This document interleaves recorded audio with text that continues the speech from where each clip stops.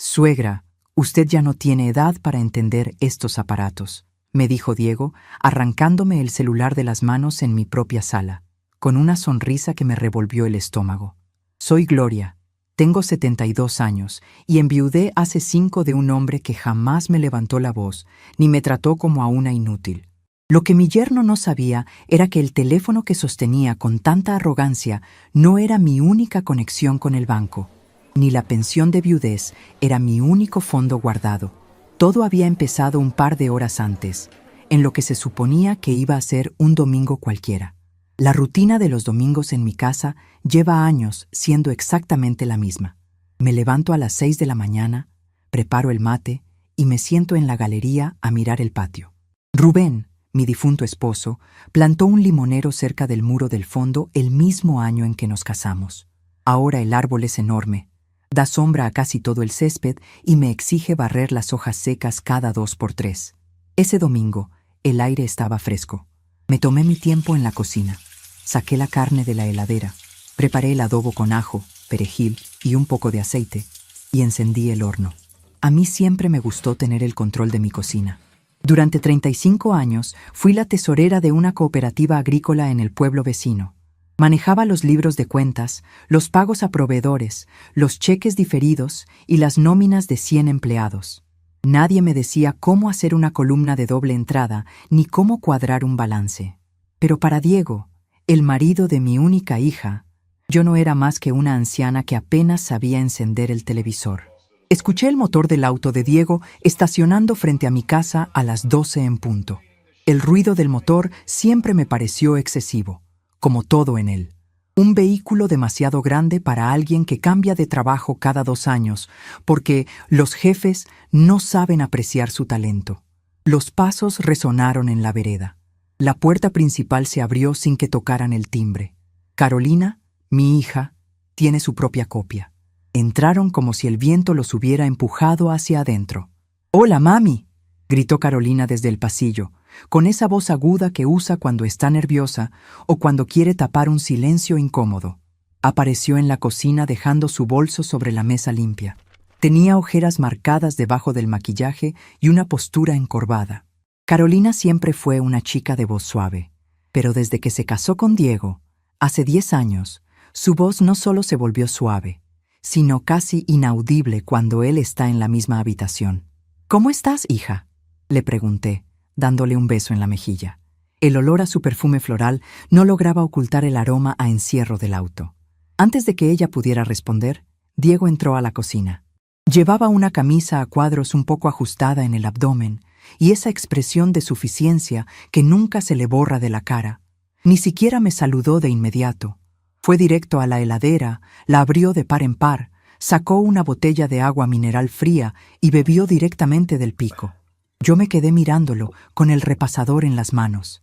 «¿Qué calor hace en esta casa, Gloria?», dijo por fin, secándose la boca con el dorso de la mano. Debería prender el aire acondicionado de la sala. A su edad, los golpes de calor son peligrosos.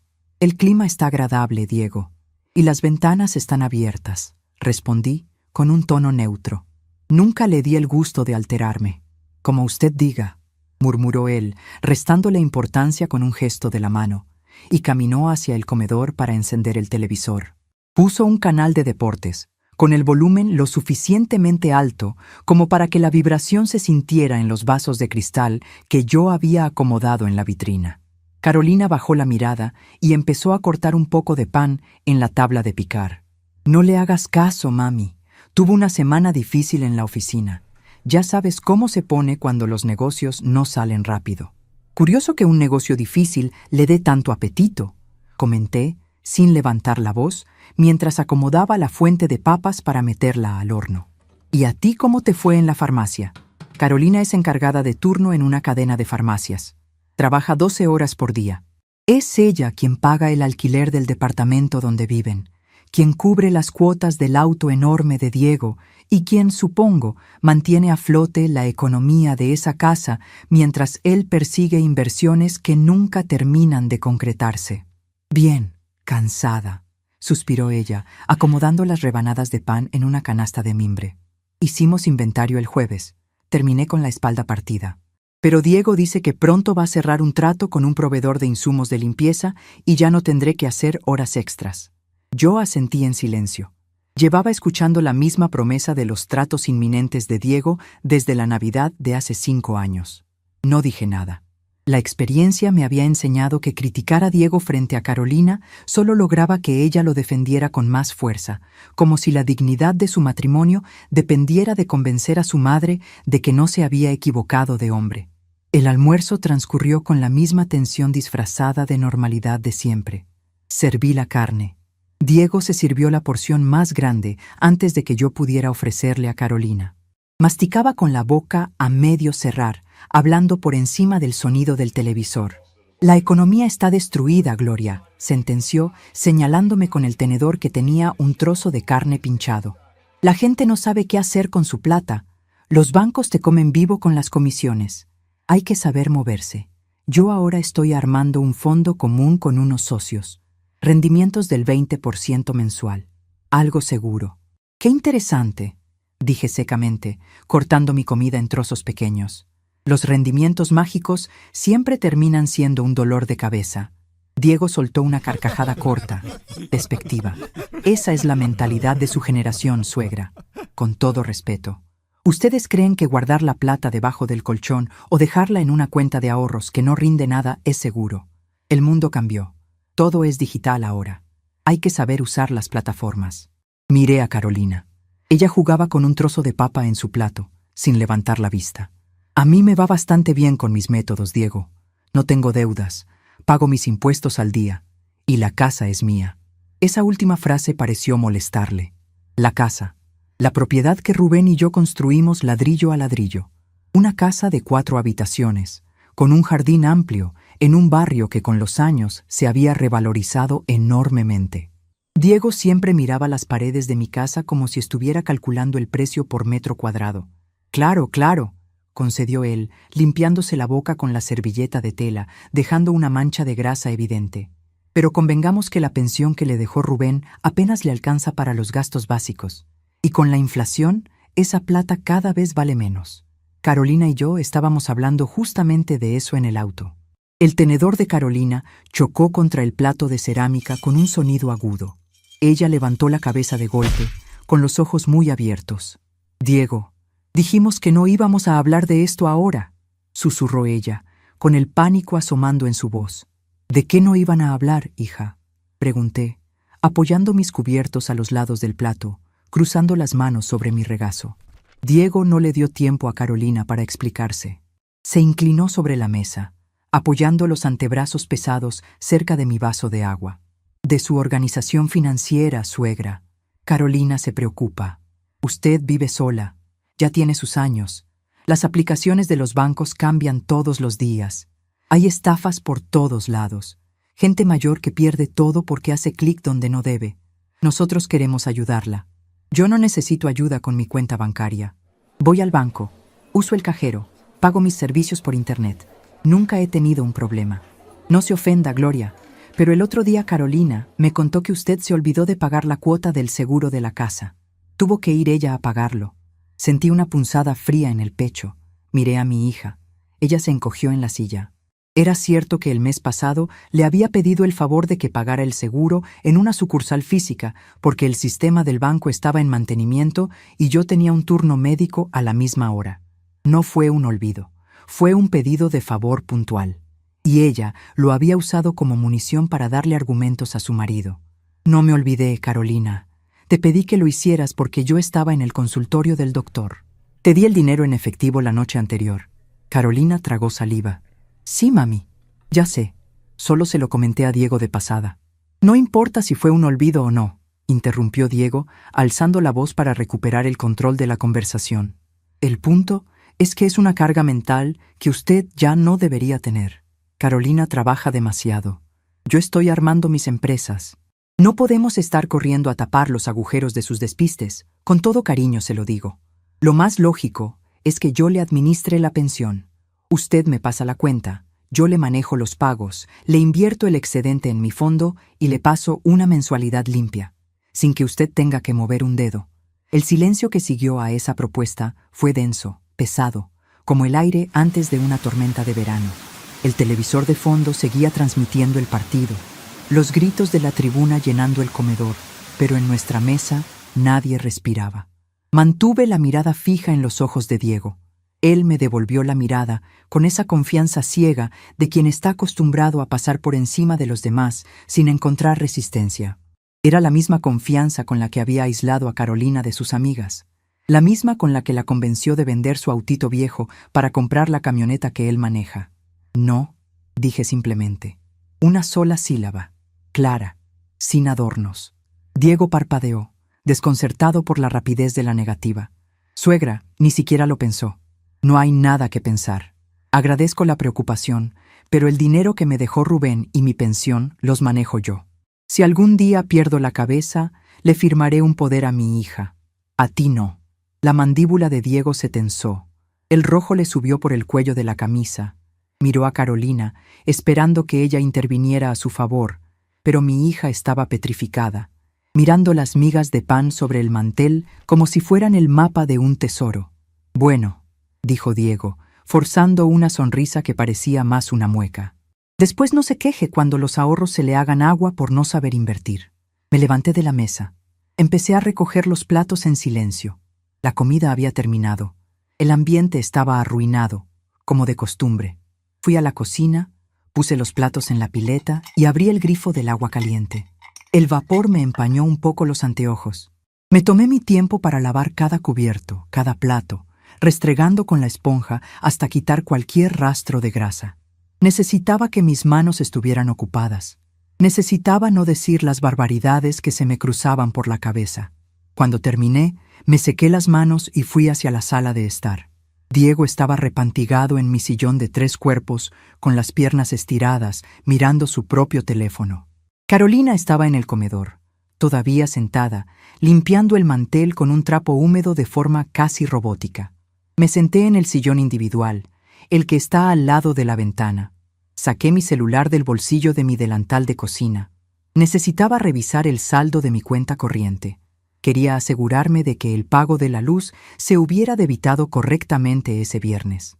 Desbloqueé la pantalla. Las aplicaciones aparecieron. El icono del banco, rojo y blanco, estaba en la esquina superior derecha. Presioné el icono. La pantalla de carga apareció. Acomodé mis anteojos de lectura. La aplicación me pidió la contraseña de 6 dígitos. Empecé a teclear lentamente, asegurándome de no equivocarme de número. La vista a veces me falla de cerca, y las teclas táctiles no tienen el relieve de las calculadoras que yo solía usar en la cooperativa. De repente, una sombra cayó sobre mí. Diego se había levantado del sillón sin que yo lo escuchara. Se paró a mi lado, mirando la pantalla de mi teléfono desde arriba. «¿Qué hace, suegra? ¿Peleando con la tecnología?», preguntó, con un tono de burla que no intentó disimular. «Estoy revisando un pago. Si me disculpas, necesito concentrarme». «A ver, déjeme ayudarla. Usted tarda una eternidad». Antes de que yo pudiera reaccionar, antes de que pudiera alejar el teléfono de su alcance, Diego bajó la mano y me arrancó el celular de los dedos. El movimiento fue rápido, brusco, violando completamente mi espacio personal.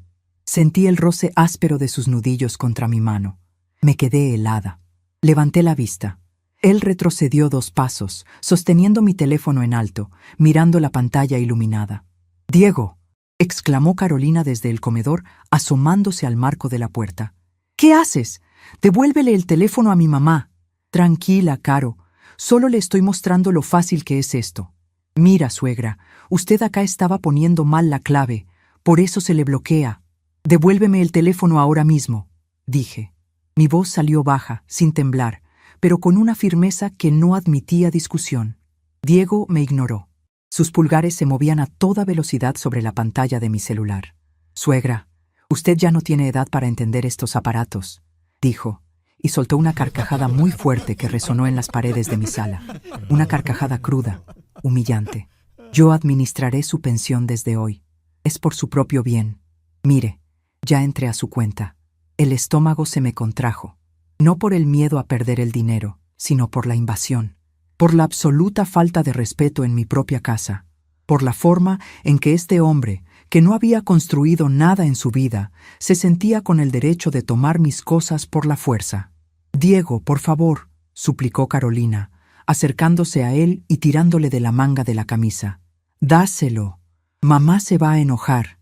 Él se sacudió el agarre de su esposa con un movimiento seco del brazo. «No seas pesada, Carolina. Estoy configurando esto. Voy a asociar su cuenta a mi aplicación de gestión de fondos. Así yo puedo monitorear los movimientos desde mi celular. Es rápido. Un par de transferencias de prueba para confirmar el vínculo y listo. Usted se va a olvidar de tener que ir al cajero automático a sacar billetes sucios, Gloria. Yo le traeré el efectivo que necesite para el supermercado cada semana, como una mesada». La palabra mesada flotó en el aire de la sala. Me estaba reduciendo a una niña. Me estaba quitando la autonomía en mi propia cara, escudándose en una supuesta modernidad que yo no comprendía. Me quedé callada, absolutamente quieta en mi sillón. Esa es mi forma de operar. Mi personalidad nunca fue la de gritar, ni la de armar escándalos, ni la de tirar platos contra la pared. Cuando trabajaba en la cooperativa y descubría que un proveedor estaba inflando los precios, no lo llamaba para insultarlo. Dejaba que entregara la mercadería, firmaba el remito y luego le bloqueaba los pagos futuros, notificando al banco sobre el fraude con toda la documentación adjunta. El proveedor se enteraba de su ruina cuando intentaba cobrar. El silencio es un arma mucho más afilada que el ruido. Observé a Diego. Estaba absorto en la pantalla. Su ceño estaba fruncido en un gesto de concentración mientras navegaba por los menús de mi cuenta bancaria. Veía mi saldo, veía los movimientos de mi pensión, pero no veía todo. Porque la aplicación que Diego estaba mirando, la que estaba vinculada a mi número de teléfono habitual, solo contenía la cuenta donde me depositaban mensualmente la pensión del Estado. Una cuenta que yo mantenía con el saldo mínimo indispensable para los gastos corrientes. Lo que mi yerno no sabía, lo que nadie en esa sala sabía, era que Rubén y yo, 15 años atrás, habíamos abierto una cuenta en otro banco a nombre mío. Una cuenta donde depositamos el dinero de la venta de un terreno en las afueras, los ahorros de toda mi vida de trabajo en la cooperativa y los seguros de vida de Rubén. Esa cuenta no tenía aplicación en ese celular. Esa cuenta no la tocaba cualquiera. «Qué amable de tu parte, Diego», dije finalmente. Mi tono fue tan llano, tan carente de emoción, que Carolina me miró asustada. Ella esperaba que yo explotara. Al verme tranquila, el miedo en sus ojos aumentó. Diego levantó la vista del celular por un segundo, sonriendo con suficiencia. ¿Vio? Hablando se entiende la gente. Ya le cambié la contraseña de acceso, por seguridad. Le puse una que yo me acuerdo. Si necesita hacer un pago, me avisa. Yo me encargo. Puso el teléfono sobre la mesa ratona, boca abajo, como si estuviera confiscando un juguete peligroso. Luego se frotó las manos y caminó de vuelta hacia el comedor. «Bueno, yo me voy a dormir la siesta un rato en el cuarto de huéspedes. Me dio sueño la comida. Caro, prepárame un café para cuando me despierte». Y se fue. Simplemente se dio la vuelta y caminó por el pasillo hacia las habitaciones, cerrando la puerta detrás de él con un golpe sordo. Carolina se quedó parada en el medio de la sala. Miró el teléfono en la mesa ratona. Luego me miró a mí. Sus ojos estaban llenos de lágrimas contenidas. «Mamá, yo no sabía que iba a hacer eso. Te lo juro. Solo estábamos hablando en el auto de que los precios suben y él dijo que quería ayudarte». No me moví de mi sillón. Miré a mi hija de arriba a abajo. Vi la tensión en sus hombros, la forma en que se retorcía las manos. Me dolía verla así, reducida a la sombra de un hombre mediocre. Pero mi dolor por ella no iba a detener lo que yo tenía que hacer. El afecto no significa permitir el abuso. Y esa tarde, Diego había cruzado una línea que no se podía desdibujar con disculpas vacías. «Está bien, Carolina. Ve a preparar el café de tu marido». «Mamá, ¿no estás enojada?» «No, hija, no estoy enojada. Ve a la cocina». Carolina asintió lentamente, aliviada de no tener que enfrentar una discusión, y se refugió en la cocina. Escuché el sonido de la pava metálica llenándose de agua. Escuché el ruido del encendedor de la cocina. Me levanté del sillón en completo silencio. No toqué el celular que Diego había dejado en la mesa ratona. Ya no me servía. Él había cambiado la clave, Había vinculado la cuenta, se había adueñado de ese dispositivo. Que se lo quedara. Caminé hacia mi habitación. La casa estaba sumida en un silencio extraño, roto solo por el murmullo lejano de la televisión y el agua hirviendo en la cocina. Entré a mi cuarto. Abrí la puerta del ropero de madera de roble. En el estante superior, detrás de las mantas de invierno que huelen a naftalina, había una caja de zapatos vieja. La bajé. Adentro estaban mis documentos importantes. Saqué mi documento de identidad original. Saqué una tarjeta de débito dorada que nunca llevaba en la cartera de uso diario. Y saqué una libreta de tapas duras donde anotaba absolutamente todo. Fui al perchero y descolgué mi abrigo de lana gris. Me lo puse lentamente, abrochando cada botón con precisión. Agarré mi bolso negro, metí los documentos adentro y me colgué la correa del hombro. Salí de la habitación y caminé por el pasillo. Al pasar por la cocina, vi a Carolina de espaldas, sirviendo el café en una taza. No me detuve a despedirme. No había nada más que hablar con ella en ese momento. Llegué a la puerta principal. Tomé el picaporte frío. Giré la cerradura con suavidad para que el mecanismo no hiciera ruido. Salí al porche y cerré la puerta detrás de mí, asegurándome de que el pestillo encajara perfectamente. El sol de la tarde golpeó mi rostro. Respiré el aire fresco del domingo. Eran las 2 de la tarde. La sucursal principal de mi banco, la que está en la Avenida Central, tiene un sector de atención automatizada y terminales de autogestión que funcionan las 24 horas. Pero más importante aún, yo tenía el número directo del gerente comercial, un hombre que conocía a Rubén y que conocía mi historial financiero desde hacía 2 décadas.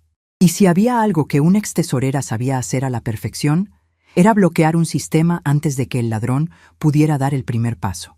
Ajusté la correa de mi bolso sobre el hombro y comencé a caminar hacia la avenida a paso firme, sin mirar atrás.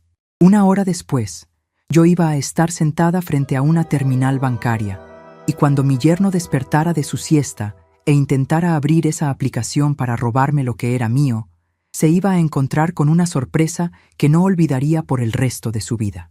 El viento de la tarde me golpeó la cara en cuanto crucé la reja de mi jardín, pero no me detuve a abotonarme el abrigo hasta que estuve a media cuadra de distancia. El asfalto de la vereda estaba cubierto por las hojas secas que los plátanos sueltan en esta época del año, y el sonido de mis propios pasos crujiendo sobre ellas era lo único que rompía el silencio del domingo. A mis 72 años he aprendido que la prisa es el primer error de los desesperados. Yo no estaba desesperada. Estaba ejecutando un procedimiento. Caminé por la calle San Martín con la vista fija en la esquina. Llevaba el bolso negro bien pegado al cuerpo, sintiendo el peso reconfortante de la libreta de tapas duras contra mis costillas. En mi época como tesorera de la cooperativa, enfrenté sequías que arruinaron cosechas enteras, huelgas de transportistas que amenazaban con pudrir la mercadería en los galpones y proveedores que intentaban pasar facturas duplicadas aprovechando el caos. Nunca resolví un solo problema levantando la voz. Los problemas se resuelven cortando el flujo del dinero. Y Diego, con su camisa ajustada y su prepotencia de hombre que jamás ha transpirado para ganar un peso, acababa de meter la mano en la caja equivocada. Al llegar a la esquina de la avenida principal, vi que el kiosco de revistas y golosinas de don Anselmo estaba abierto. Anselmo es un hombre de mi edad, viudo también, que trabajó como despachante en la misma cooperativa agrícola durante 20 años antes de poner su propio negocio. Estaba acomodando unos paquetes de hierba en el estante delantero cuando me vio pasar. «Buenas tardes, doña Gloria», me saludó apoyando las manos manchadas de tinta de periódico sobre el mostrador de chapa. ¡Qué milagro verla caminando un domingo a esta hora! ¿No estaba su hija de visita? Vi la camioneta de su yerno estacionada frente a su casa. Me acerqué al mostrador despacio.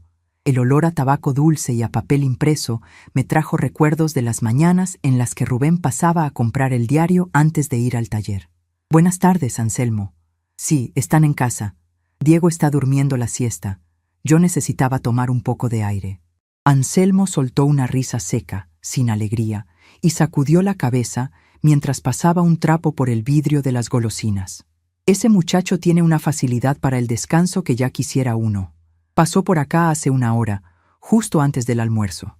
Vino a comprar 2 atados de cigarrillos de los caros y una bebida energizante.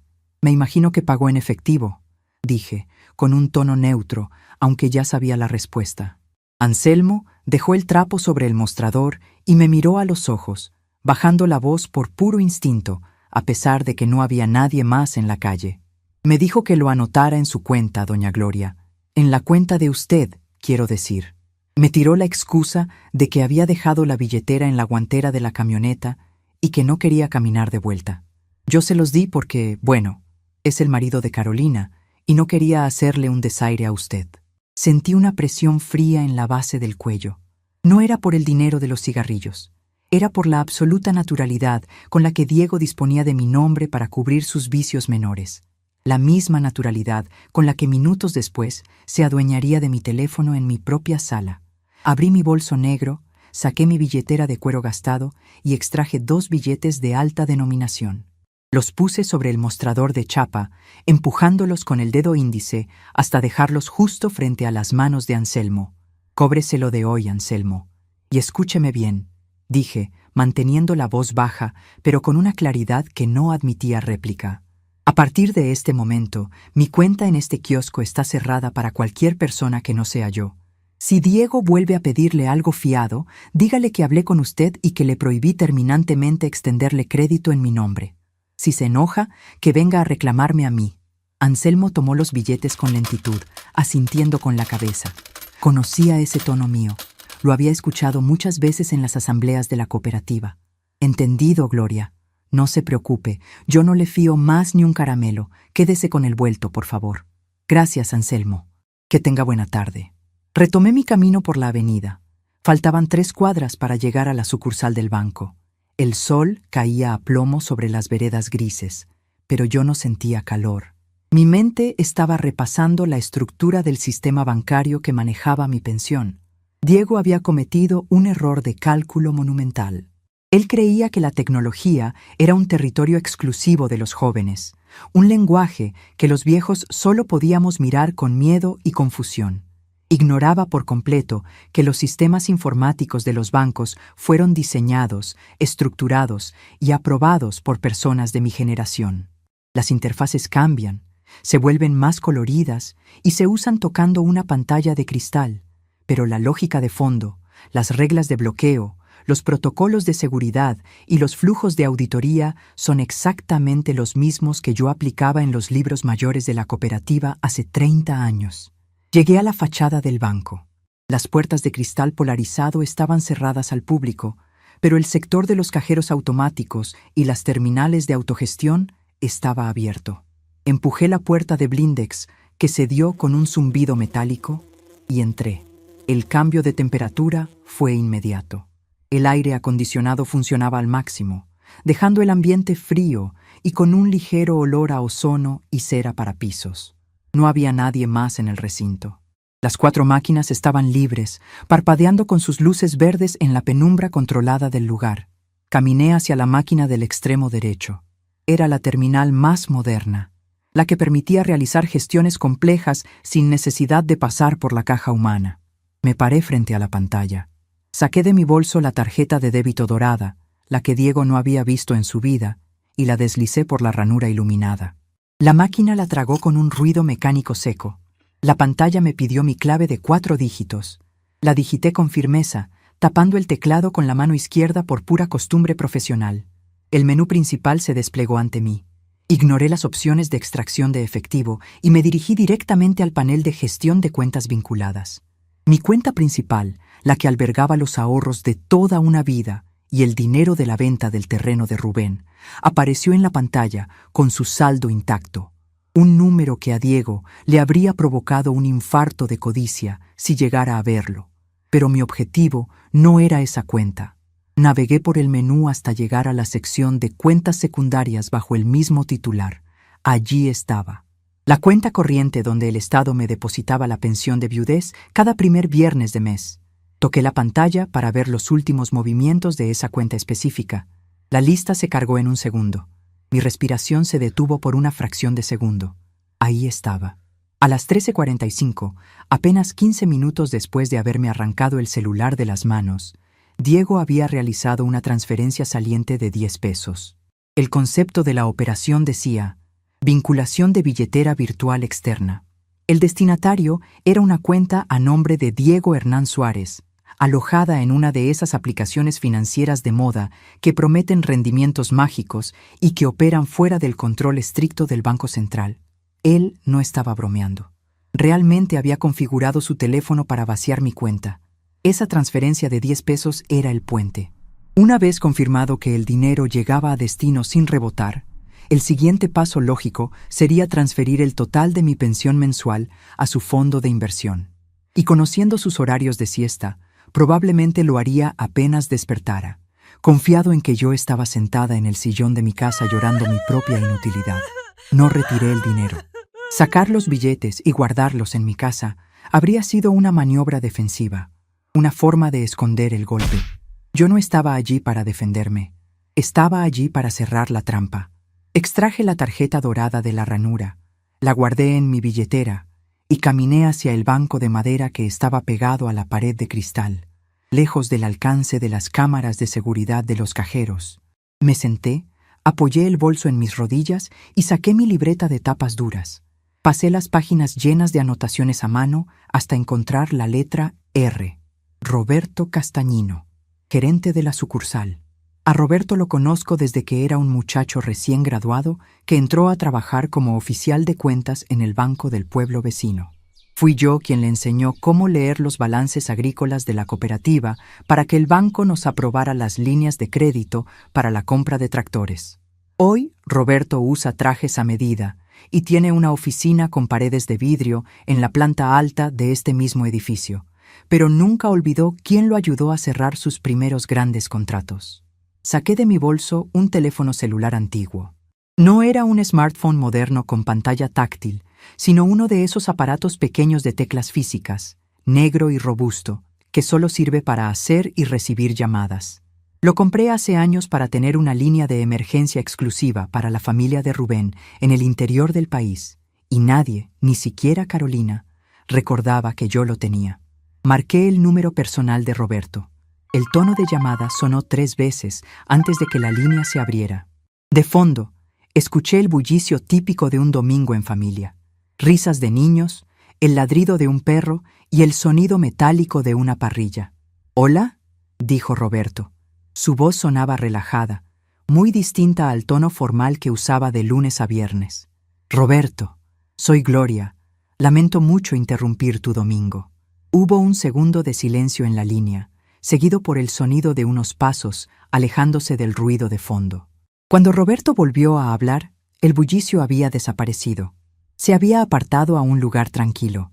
Él sabía que si yo lo llamaba un domingo a su teléfono personal, no era para saludarlo por su cumpleaños. «Gloria, por favor, no es ninguna interrupción. Qué sorpresa escucharla. ¿Pasó algo grave? ¿Está usted bien de salud?» «De salud estoy perfecta, Roberto. Te llamo por una irregularidad bancaria.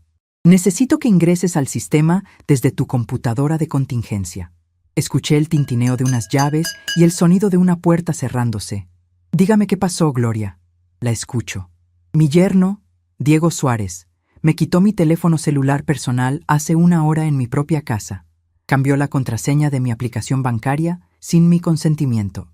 Acabo de revisar mis movimientos en la terminal de autogestión y veo que hizo una transferencia de prueba de 10 pesos para vincular mi cuenta de haberes a una billetera virtual a su nombre. Pretende administrar mi pensión contra mi voluntad». Roberto soltó una maldición por lo bajo, una palabra gruesa que rápidamente intentó disimular aclarando la garganta. «Ese infeliz, perdone la expresión, Gloria, pero es un delito grave. ¿Quiere que bloquee la cuenta de haberes para que no pueda mover un solo peso? Lo hago en 2 minutos». Mantuve la vista fija en la calle vacía a través del cristal del banco. «No, Roberto. Bloquear mi cuenta solo detiene la hemorragia temporalmente. Mañana él podría obligar a mi hija a venir a la sucursal con alguna excusa. Necesito que apliques el protocolo de seguridad por usurpación digital de identidad. El nivel 3. Se hizo un silencio absoluto en la línea. Solo se escuchaba la respiración de Roberto. Él sabía exactamente de qué estaba hablando. El nivel 3 no era un simple bloqueo preventivo. Era una herramienta diseñada por el área de fraudes para neutralizar redes de estafadores. Gloria, si aplico el nivel 3 de fraude, el sistema no solo congela su cuenta de haberes. El algoritmo rastrea la dirección IP y la huella digital del dispositivo desde el cual se hizo la transferencia de prueba. El teléfono de su yerno quedará marcado en la base de datos de la Red Bancaria Nacional como un dispositivo utilizado para phishing y robo a jubilados. Lo sé, respondí con la voz plana, sin una gota de duda. Eso significa, continuó Roberto, adoptando un tono estrictamente profesional, que por medida de seguridad automática, el Banco Central ordenará el congelamiento preventivo de todas las cuentas, tarjetas de crédito y billeteras virtuales que estén instaladas en ese dispositivo o asociadas al nombre de Diego Suárez. Quedará financieramente paralizado. No podrá comprar ni un café con tarjeta hasta que se presente físicamente con un abogado a explicar por qué intentó usurpar la cuenta de una pensionada. Me parece una medida de seguridad excelente para la época en la que vivimos, Roberto. El mundo cambió. Todo es digital ahora. Hay que saber usar las plataformas, como dice mi yerno. Roberto soltó una risa corta, casi imperceptible, llena de un respeto sombrío. Sigue siendo la misma estratega de siempre, Gloria. Denme 5 minutos. Voy a encender la computadora de la oficina que tengo en mi estudio. Reportaré el evento como una alerta roja de ciberseguridad detectada por monitoreo interno. Usted no tiene que hacer nada más. Te agradezco enormemente, Roberto. El martes paso por tu oficina y te llevo un frasco de los duraznos en almíbar que te gustan. No es necesario, Gloria. Es mi trabajo proteger a nuestros clientes. En 5 minutos, el teléfono de ese muchacho se va a convertir en un pisapapeles muy caro. Cuídese mucho. Corté la llamada. Guardé el teléfono antiguo en el fondo del bolso, junto a la libreta y los documentos. Me levanté del banco de madera, alicé las arrugas de mi abrigo gris y salí de la sucursal. El aire cálido de la tarde me envolvió de nuevo. Eran las 3:15. La siesta de Diego estaba a punto de terminar. Decidí no regresar directamente. Caminé 2 cuadras más hasta la panadería de la plaza, que siempre abre los domingos por la tarde. Había una pequeña fila. Esperé mi turno con paciencia, observando a los niños jugar en las hamacas del parque. Cuando llegó mi momento, pedí medio kilo de pan francés recién horneado y 1/4 de bizcochos de grasa. Pagué en efectivo, tomé la bolsa de papel madera que irradiaba un calor agradable y emprendí el camino de regreso a casa. Necesitaba llegar con algo cotidiano en las manos. La normalidad es el mejor camuflaje para la devastación. El trayecto de vuelta me pareció más corto. A medida que me acercaba a mi calle, noté que la puerta principal de mi casa, la misma que yo había cerrado con sumo cuidado, estaba entreabierta. Subí los 2 escalones del porche sin hacer ruido. Empujé la puerta de madera. El ambiente en la sala de estar era radicalmente distinto al que había dejado. La tranquilidad pesada de la digestión dominical había desaparecido, reemplazada por una tensión eléctrica. Diego estaba de pie en el centro del comedor, caminando en círculos cortos como un animal enjaulado. Tenía la camisa desprendida en el cuello y el rostro enrojecido, perlado de un sudor frío que no tenía nada que ver con el clima. Sostenía su propio teléfono celular en la mano derecha, golpeando la pantalla con el dedo índice con tanta fuerza que parecía a punto de quebrar el cristal. Carolina estaba sentada en el borde de una de las sillas del comedor, con las manos apretadas entre las rodillas, llorando en silencio. Su maquillaje estaba corrido, formando 2 surcos oscuros bajo sus ojos. Entré al pasillo, cerré la puerta detrás de mí con un clic audible y caminé hacia la mesa. Puse la bolsa de pan sobre el mantel limpio con absoluta parsimonia. Diego se detuvo en seco al escucharme. Levantó la cabeza y me clavó una mirada cargada de furia y desconcierto. ¡Gloria!, gritó, dando 2 pasos rápidos hacia mí, acortando la distancia de forma amenazante. ¿Dónde diablos se había metido? Me quité el abrigo gris con movimientos lentos, doblando la prenda sobre el respaldo de mi silla antes de responder. Lo miré directamente a los ojos, sin retroceder 1 milímetro. Fui a caminar, Diego, y pasé por la panadería. Pensé que les gustaría acompañar el café con unos bizcochos frescos al despertar de la siesta. ¿Dormiste bien? La mandíbula de mi yerno se tensó hasta que los músculos de su rostro temblaron. Levantó su teléfono y me apuntó con la pantalla iluminada, aunque yo no necesitaba verla para saber qué decía. No se haga la desentendida conmigo, suegra. ¿Qué hizo? ¿A quién llamó? No te entiendo, Diego. ¿A qué te refieres? Pregunté, usando un tono de cortesía impecable, el mismo que él detestaba porque no le daba un borde del cual agarrarse para pelear. «Mi aplicación», rugió él, agitando el aparato en el aire. Me desperté. Intenté entrar a mi cuenta para revisar unas inversiones, y el sistema me rebotó. Me dice que mi usuario está bloqueado por seguridad. Pensé que era un error de la red. Intenté abrir la otra aplicación, la de mis ahorros, y también está bloqueada. Miré a Carolina. Ella sollozó, cubriéndose la boca con una mano. «Mamá». Diego quiso pagar la cuota de un seguro del auto desde el celular y le salió un cartel rojo. Dice que todas sus cuentas están congeladas. Volví mi atención a Diego. Ladeé la cabeza ligeramente, fingiendo una preocupación maternal. «¡Qué barbaridad, Diego! Ya me decías tú en el almuerzo que hay estafas por todos lados. Seguro hiciste clic donde no debías. Esas aplicaciones modernas son muy traicioneras. A veces uno toca un botón equivocado y pierde todo». «Yo no toqué ningún botón equivocado», exclamó, perdiendo por completo la compostura, su voz volviéndose aguda por la desesperación. «Llamé a la línea automática del banco. La máquina me dijo que mis tarjetas fueron inhabilitadas por un protocolo de fraude detectado en mi dispositivo. ¡Fraude, Gloria! ¡A mí!». Se pasó la mano libre por el pelo, despeinándose. El pánico empezaba a ganarle a la ira. Un hombre que vive de apariencias y de mover dinero ajeno no es nada sin acceso a sus cuentas. «Yo no tengo nada que ver con tus negocios, Diego. Tú eres el experto financiero de esta casa, ¿no? Tú eres el que administra los fondos, el que sabe cómo moverse. Seguro podrás solucionarlo mañana a primera hora». Diego apretó los dientes. Dio un paso más hacia mí, invadiendo mi espacio, tratando de usar su tamaño para intimidarme, exactamente como había hecho cuando me arrancó el celular de las manos horas atrás. «Usted hizo algo», sisió, bajando la voz a un tono amenazante. «Usted salió de esta casa y fue a hacer algo. Yo vi la transferencia de prueba. Pasó perfectamente. La cuenta estaba vinculada, y media hora después, mi teléfono se convierte en una zona muerta. Usted llamó al banco y me denunció. No me inmuté. Mantuve los brazos relajados a los costados de mi cuerpo. El olor a pan caliente llenaba el espacio entre los dos, un contraste absurdo con la violencia contenida en la habitación. Yo no denuncié a nadie, Diego.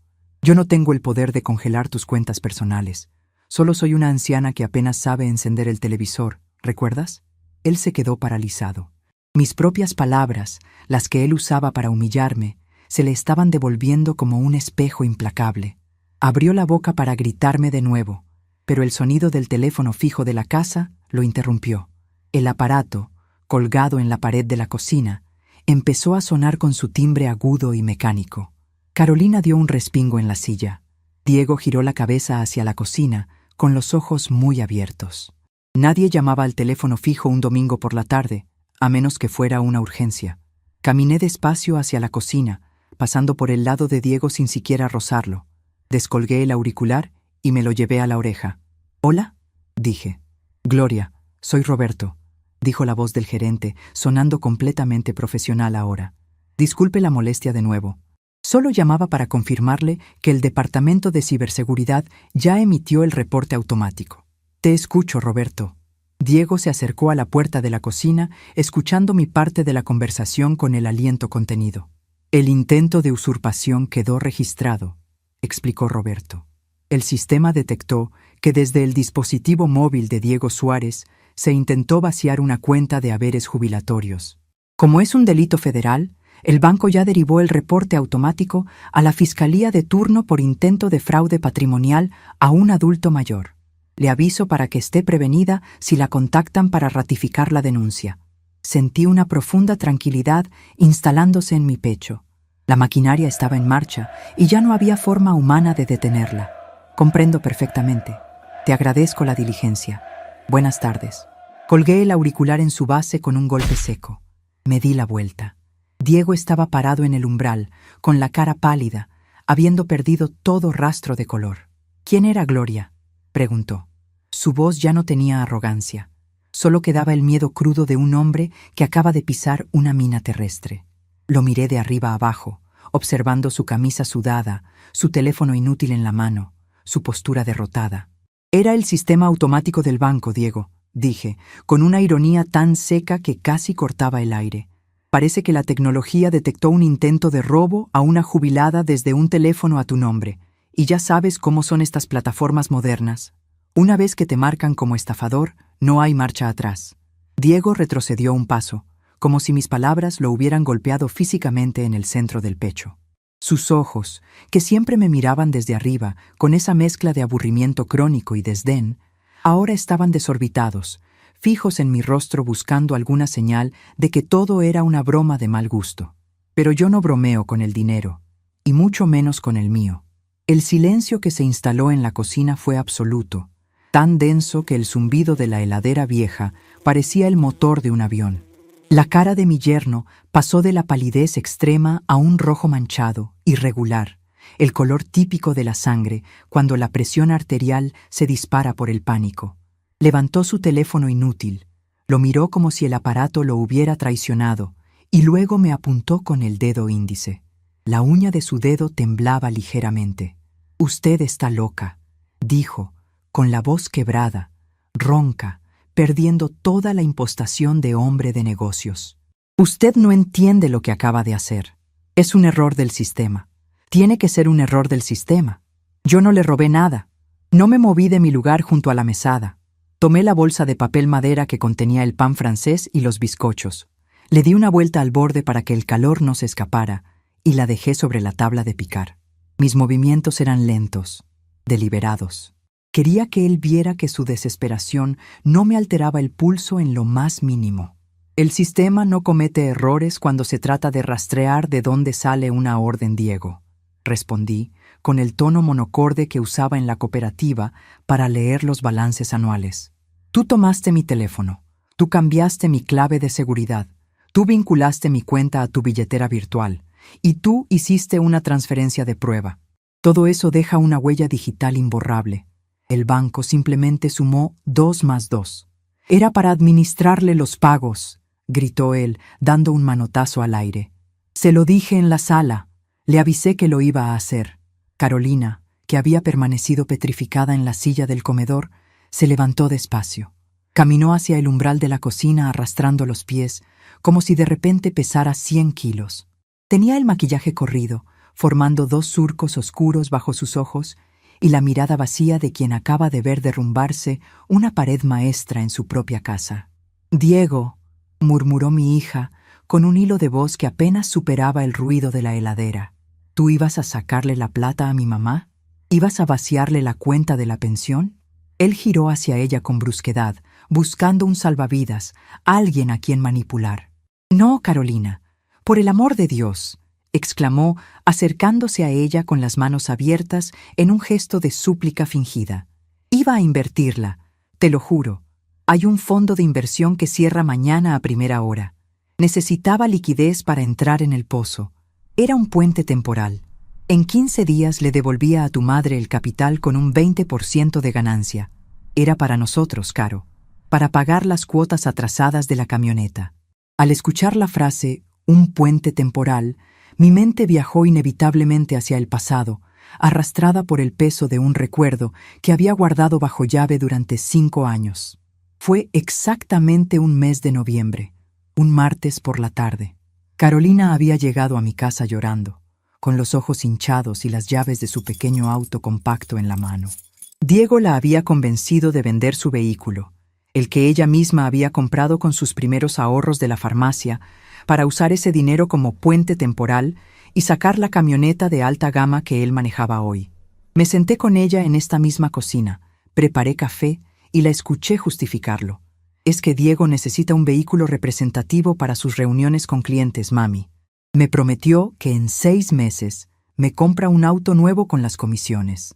Han pasado 5 años. Carolina viaja 2 horas en colectivo todos los días para llegar a la farmacia, soportando el frío del invierno y el calor agobiante del verano, mientras Diego pasea su camioneta por el centro.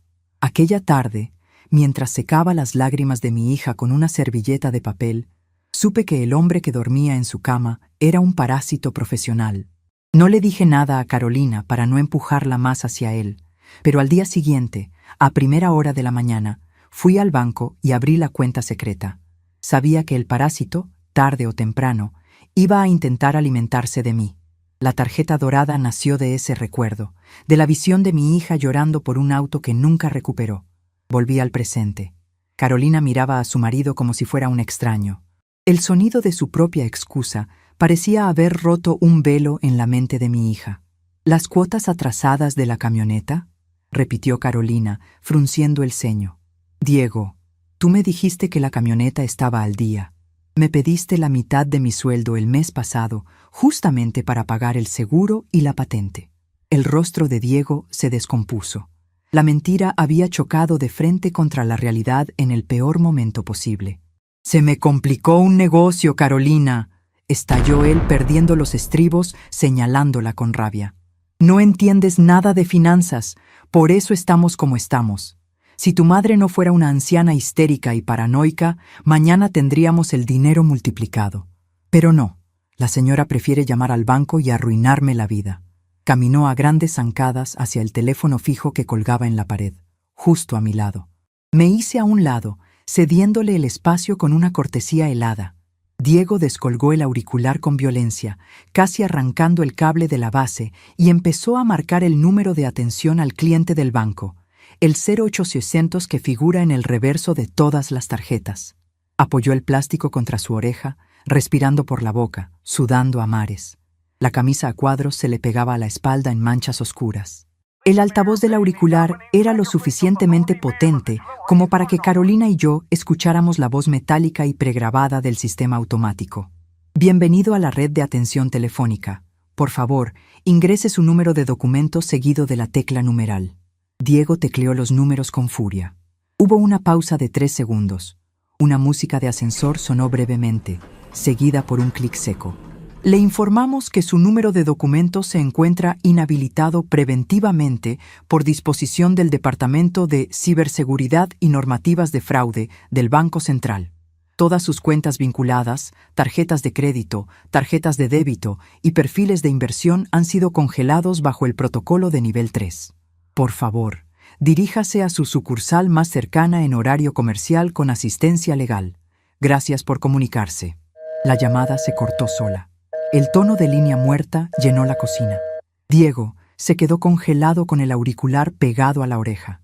La confirmación auditiva del desastre había destruido su última esperanza de que yo estuviera mintiendo. Su mundo financiero, el castillo de naipes que había construido con mentiras, créditos impagos y dinero ajeno, acababa de ser demolido por un algoritmo de seguridad bancaria. Colgó el teléfono despacio. No me miró. Miró sus propias manos. Las mismas manos que horas antes me habían arrancado el celular con arrogancia. La imagen de su sorpresa, de su incredulidad ante la firmeza de un sistema que no podía manipular con gritos, me trajo el segundo recuerdo de la tarde. Un flashback directo a mis años como tesorera de la cooperativa agrícola. Una década atrás. Había un contratista, un hombre inmenso, llamado Fermín, que se encargaba de transportar los granos desde los silos hasta el puerto. Fermín tenía la costumbre de inflar los kilómetros recorridos en los remitos de carga. Cuando me di cuenta de la discrepancia, no fui a pelear con él al patio de maniobras. Simplemente ajusté el sistema de pagos del mes, desconté cada peso robado y bloqueé su cuenta de proveedor. Fermín entró pateando la puerta de mi oficina, gritando groserías, amenazándome con demandas millonarias y con arruinar mi reputación. Recuerdo haberlo mirado por encima de mis anteojos de lectura, exactamente como miraba a Diego ahora, y haberle empujado el libro mayor sobre el escritorio. «Húndame con mis propios números, si puede, Fermín», le dije. El contratista terminó preso por fraude fiscal 2 años después. Los hombres ruidosos siempre subestiman el poder del silencio y de la documentación perfecta.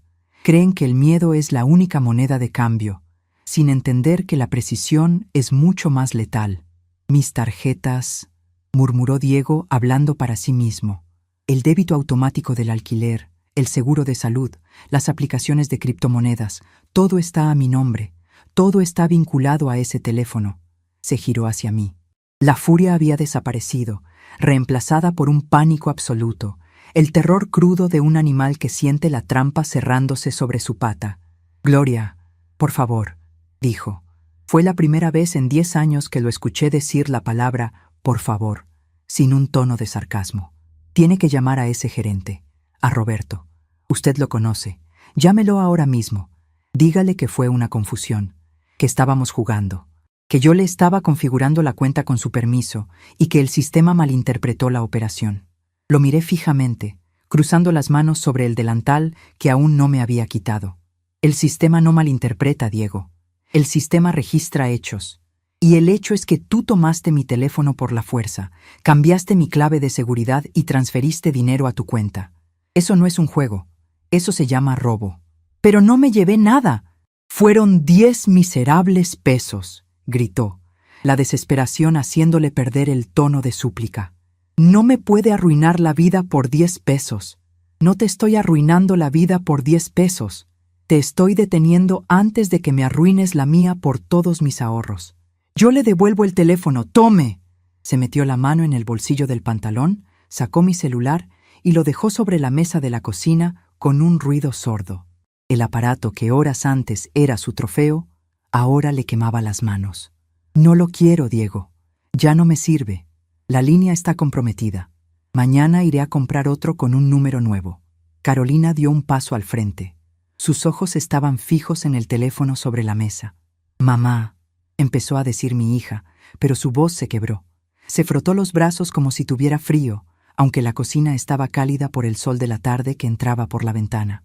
«Si Diego tiene las cuentas bloqueadas, no vamos a poder pagar el alquiler del departamento esta semana.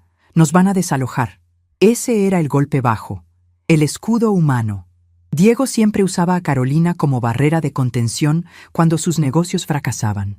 Si él caía, se aseguraba de arrastrarla a ella para que los demás sintieran lástima y lo perdonaran por extensión.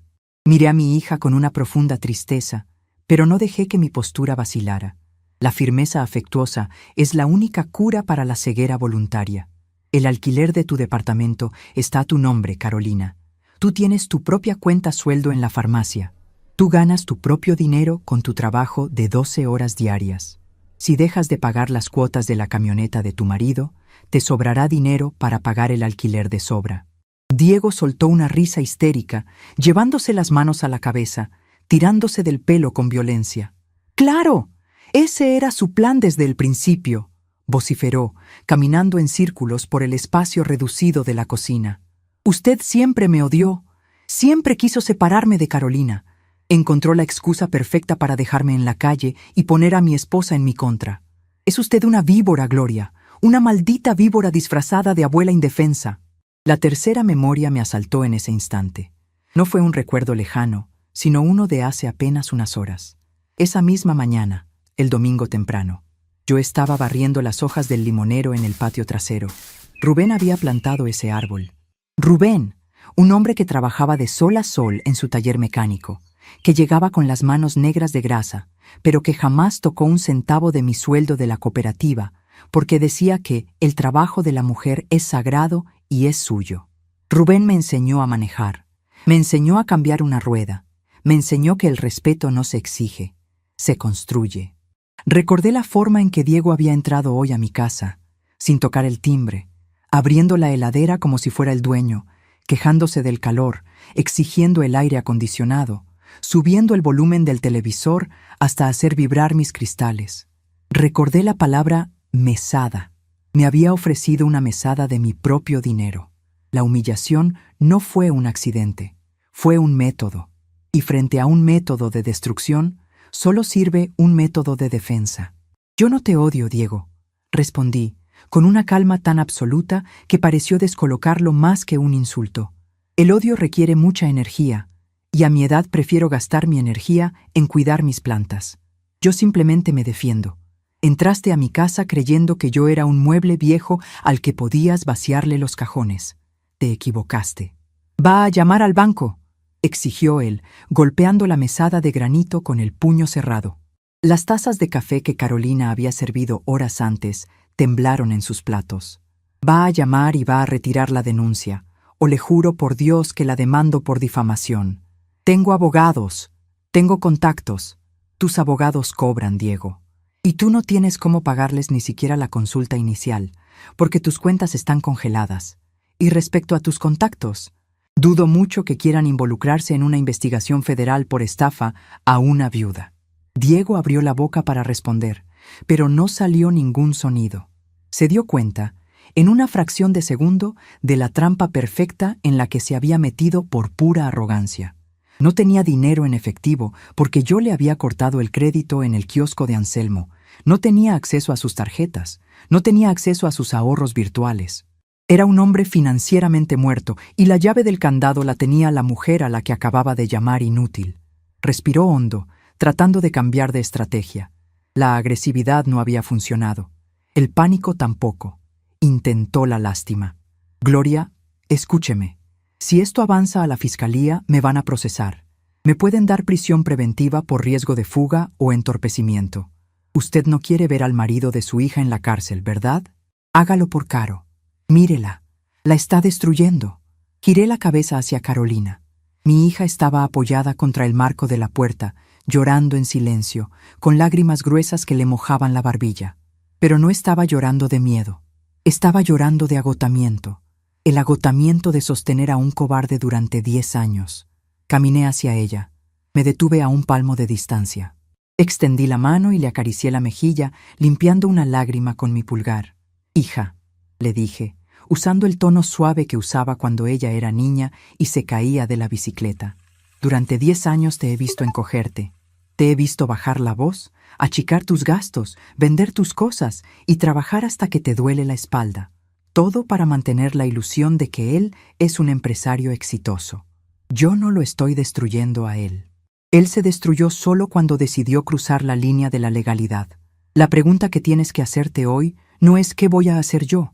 La pregunta es ¿qué vas a hacer tú mañana cuando la policía venga a buscar el teléfono con el que intentó robarle la pensión a tu madre? Carolina cerró los ojos y soltó un sollozo ahogado. Asintió lentamente con la cabeza. Un movimiento casi imperceptible, pero lleno de un significado aplastante. Estaba despertando. El dolor era inmenso, pero era el dolor de la cura, no el de la enfermedad. Diego vio ese asentimiento. Vio cómo su esposa, su red de seguridad, su cajero automático personal, se deslizaba de sus manos. «Son unas locas», bramó, retrocediendo hacia el pasillo, tropezando con una silla del comedor. «Las dos. Se merecen quedarse solas. Me voy de esta casa. Me voy a buscar a mi abogado y cuando vuelva las voy a dejar en la calle a las 2». Se dio la vuelta y caminó a zancadas torpes por el pasillo. Escuché el ruido de sus zapatos golpeando la madera, seguido por el sonido de la puerta principal abriéndose y cerrándose con un portazo que hizo vibrar los cuadros de las paredes. Un segundo después, el motor de su camioneta enorme rugió en la calle. Los neumáticos chirriaron contra el asfalto cuando arrancó a toda velocidad, huyendo de su propio desastre, convencido de que todavía podía encontrar una salida en la calle dominical. Carolina y yo nos quedamos solas en la casa. El silencio regresó, pero esta vez no era un silencio tenso. Era el silencio limpio que queda después de que pasa una tormenta y se lleva la basura acumulada. Mi hija se secó la cara con el dorso de la mano. Me miró con los ojos enrojecidos. Se fue mamá. Se fue a gastar gasolina que no va a poder pagar cuando tenga que llenar el tanque, Carolina. Caminé de regreso a la mesada. Tomé la bolsa de papel madera y saqué el pan francés, todavía tibio, y los bizcochos de grasa. Los acomodé en una panera de mimbre. Luego tomé las 2 tazas de café frío que estaban sobre la mesada, vacié el contenido en la pileta y abrí la canilla para enjuagarlas. «Siéntate, hija», le indiqué, señalando la silla de la cocina. «Voy a preparar café fresco. Necesitas comer algo». Carolina obedeció. Se sentó a la mesa, apoyando los codos sobre la madera, mirando la panera como si fuera un objeto mágico. Mientras llenaba la pava metálica con agua y encendía el fuego de la hornalla, miré por la ventana de la cocina. El sol ya se estaba escondiendo detrás de las copas de los árboles del patio trasero. El limonero proyectaba una sombra larga y oscura sobre el césped. La tarde estaba llegando a su fin. Sabía perfectamente que la huida de Diego era solo un manotazo de ahogado. No iba a encontrar ningún abogado que trabajara de fiado un domingo por la tarde para defender a un hombre con las cuentas congeladas por sospecha de fraude bancario. Iba a dar vueltas con la camioneta, iba a intentar usar sus tarjetas en alguna estación de servicio, iba a ser rechazado, iba a sentir la humillación pública que él me había querido imponer a mí en la privacidad de mi sala. Y cuando la realidad de su aislamiento financiero se volviera insoportable, tendría que volver. Tendría que dar la cara ante la única autoridad que podía destrabar el infierno en el que se había metido. El agua de la pava empezó a hervir, emitiendo un silbido suave y constante. Apagué el fuego, preparé el filtro, vertí el agua caliente sobre el café molido y dejé que el aroma amargo y reconfortante llenara la cocina, desplazando por completo el olor a sudor y miedo que Diego había dejado atrás. Serví el café humeante en las tazas limpias. Llevé una a la mesa y la puse frente a Carolina. Luego me senté frente a ella.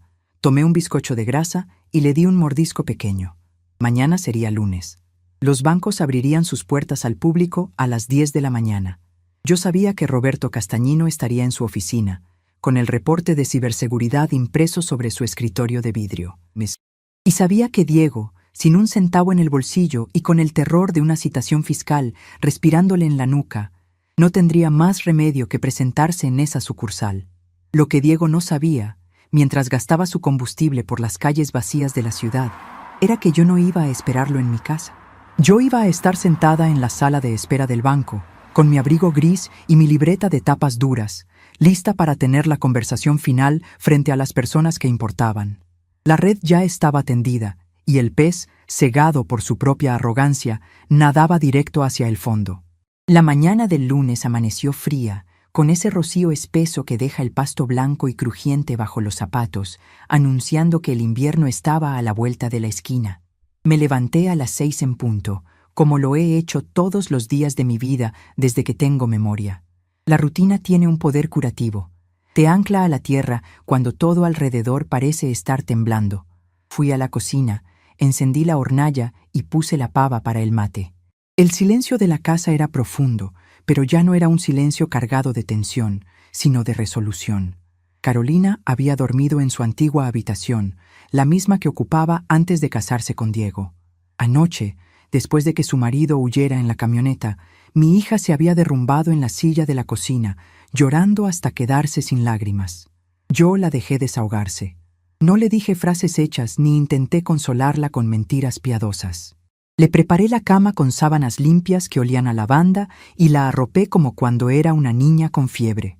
A veces, la fiebre del alma necesita sudarse en la cama de la infancia. Mientras el agua se calentaba, escuché el crujido de las tablas de madera del pasillo. Carolina apareció en el umbral de la cocina. Llevaba puesto un suéter de lana mío, de color gris claro, que le quedaba un poco grande. Tenía los ojos hinchados y el cabello recogido en un moño desprolijo, pero su postura era diferente. Ya no estaba encorvada. Había una rectitud nueva en sus hombros, la rectitud de quien ha tocado el fondo del pozo y descubre que el suelo es firme. «Buen día, mamá», dijo, con la voz un poco ronca por el llanto de la noche anterior. Se acercó y me dio un beso en la mejilla, un gesto que no hacía con tanta naturalidad desde hacía años. «Buen día, hija. Siéntate, el agua ya casi está lista. ¿Pudiste dormir algo?» «Más de lo que pensé», admitió, sentándose a la mesa y apoyando las manos alrededor de la taza vacía que le puse enfrente. Me desperté un par de veces esperando escuchar el motor de la camioneta de Diego, pero no volvió. Me fijé en el celular. Tengo 20 llamadas perdidas de él entre las 2 y las 4 de la mañana, y un montón de mensajes de audio. Serví el primer mate. Lo tomé yo para asegurarme de que la temperatura fuera la correcta, y luego preparé el segundo para ella. ¿Los escuchaste?, le pregunté, extendiéndole el mate espumoso. Carolina tomó el mate con ambas manos, buscando el calor de la calabaza curada. Negó con la cabeza lentamente mirando el líquido verde. «No, y no pienso hacerlo. Siempre es lo mismo. Primero grita, después amenaza, después llora y al final me echa la culpa de todo para que yo termine pidiéndole perdón por cosas que él hizo mal. Ya conozco el ciclo de memoria, mamá. No quiero escucharlo más. Asentí en silencio. La claridad con la que hablaba me llenó de un orgullo silencioso. El hechizo se había roto. A las 9:30 salimos para el banco, Carolina. Roberto me espera en su oficina antes de que abran las puertas al público. Quiero que vengas conmigo. No para que me defiendas, sino para que escuches con tus propios oídos lo que los papeles tienen para decir. Los números no mienten, no manipulan y no hacen berrinches. Voy con vos, respondió ella, sin dudar un segundo. Terminamos el desayuno con la tranquilidad de quienes se preparan para una jornada de trabajo intenso. Me vestí con cuidado. Elegí un pantalón de vestir negro de corte clásico, una blusa blanca impecable y mi abrigo gris oscuro. Me peiné frente al espejo del baño, asegurándome de que ni un solo cabello blanco estuviera fuera de lugar. La apariencia, en el mundo de los números y las instituciones, es la primera línea de defensa. Si llegas con aspecto de víctima, te tratan como víctima. Si llegas con aspecto de auditora, te muestran los libros. Guardé mi libreta de tapas duras y mi documento de identidad en el bolso negro de cuero rígido. Salimos de casa a las 9:15.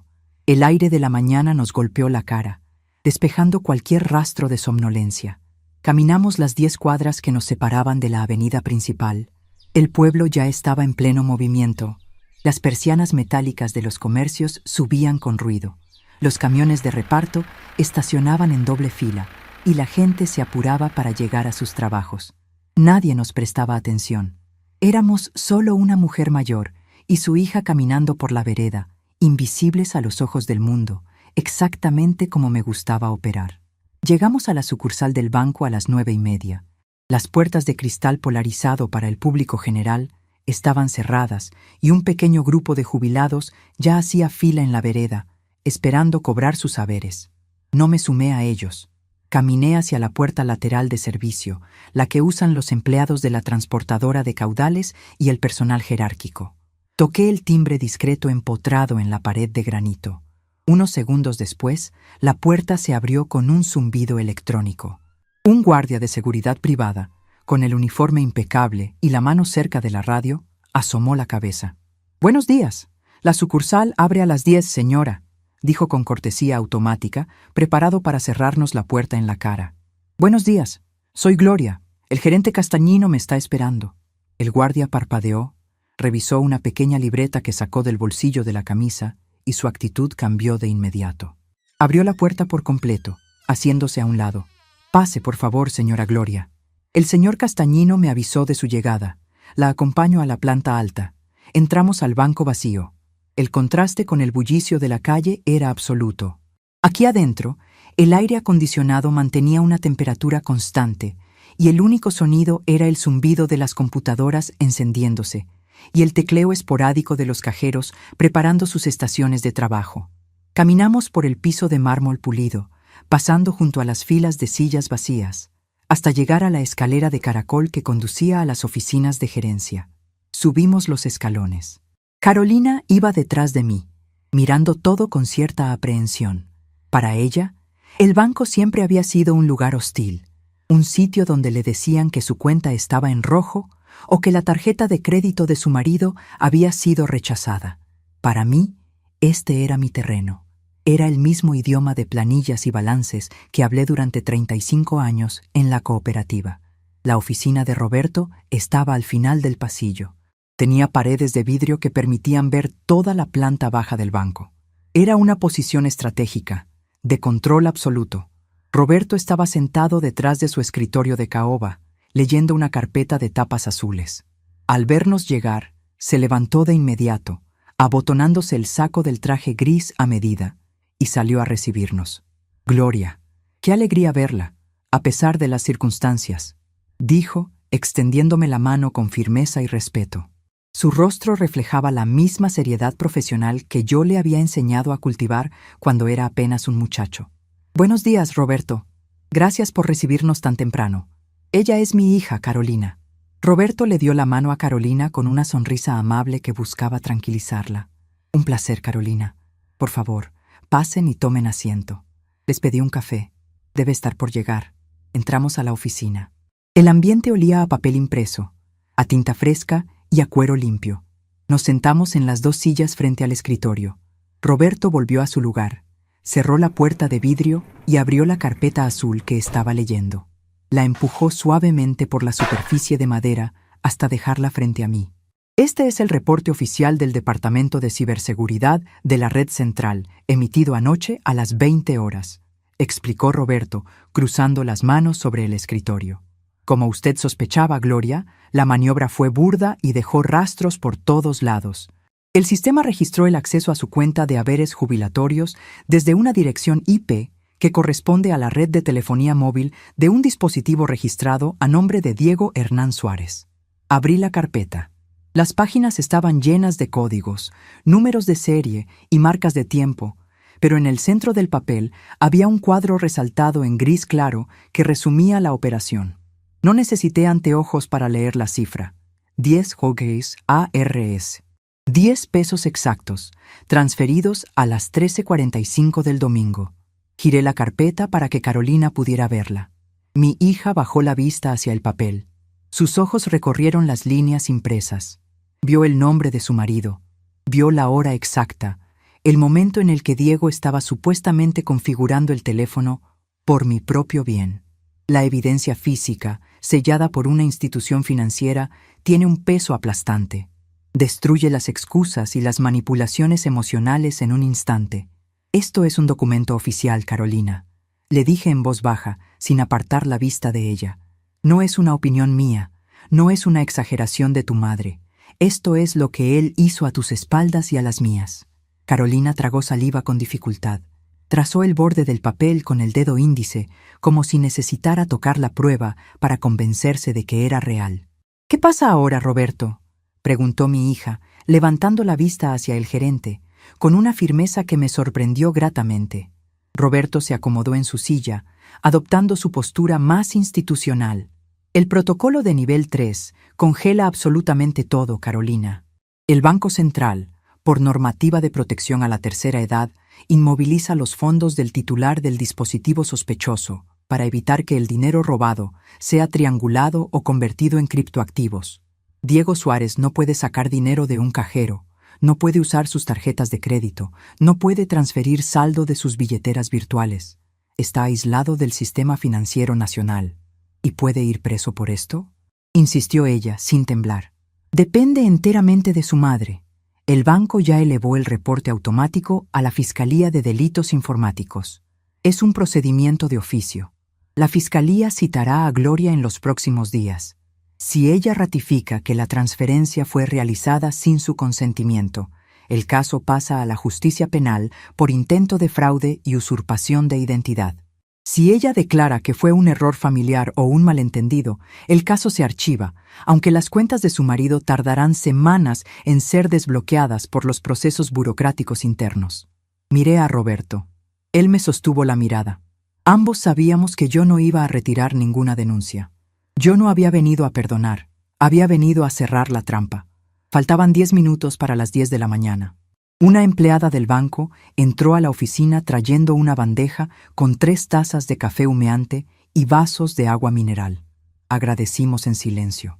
Tomé mi taza por el asa de porcelana, sintiendo el calor reconfortante. Me acerqué a la pared de vidrio de la oficina y miré hacia la planta baja. A las 10 en punto, las persianas metálicas principales se levantaron con un estruendo sordo y las puertas de cristal se abrieron de par en par. La gente comenzó a entrar, formando filas ordenadas frente a las cajas y ocupando las sillas de la sala de espera. El murmullo habitual de un banco en lunes por la mañana llenó el recinto. Y entonces lo vi entrar. Diego cruzó las puertas del banco como un animal acorralado. Su aspecto era deplorable. Llevaba la misma camisa a cuadros del domingo, ahora completamente arrugada y manchada de sudor en las axilas y la espalda. Su cabello estaba grasiento, pegado a la frente, y tenía ojeras profundas, oscuras, delatoras de una noche pasada en vela, probablemente durmiendo en el asiento reclinado de su camioneta. Caminaba con pasos rápidos y erráticos, mirando a su alrededor con una mezcla de furia y desesperación. Fue directo a la zona de cajeros automáticos, empujando a un muchacho joven que estaba esperando su turno. Sacó una tarjeta de plástico de su billetera y la metió en la ranura con violencia. Tecleó su clave. Desde la altura de la oficina de Roberto, no podía ver la pantalla, pero no hacía falta. Vi cómo Diego golpeaba el teclado metálico del cajero con el puño cerrado. La máquina escupió su tarjeta de inmediato, acompañada de un pitido agudo de rechazo. «Ya llegó», anuncié, sin apartar la vista del vidrio. Carolina se levantó de su silla y se paró a mi lado.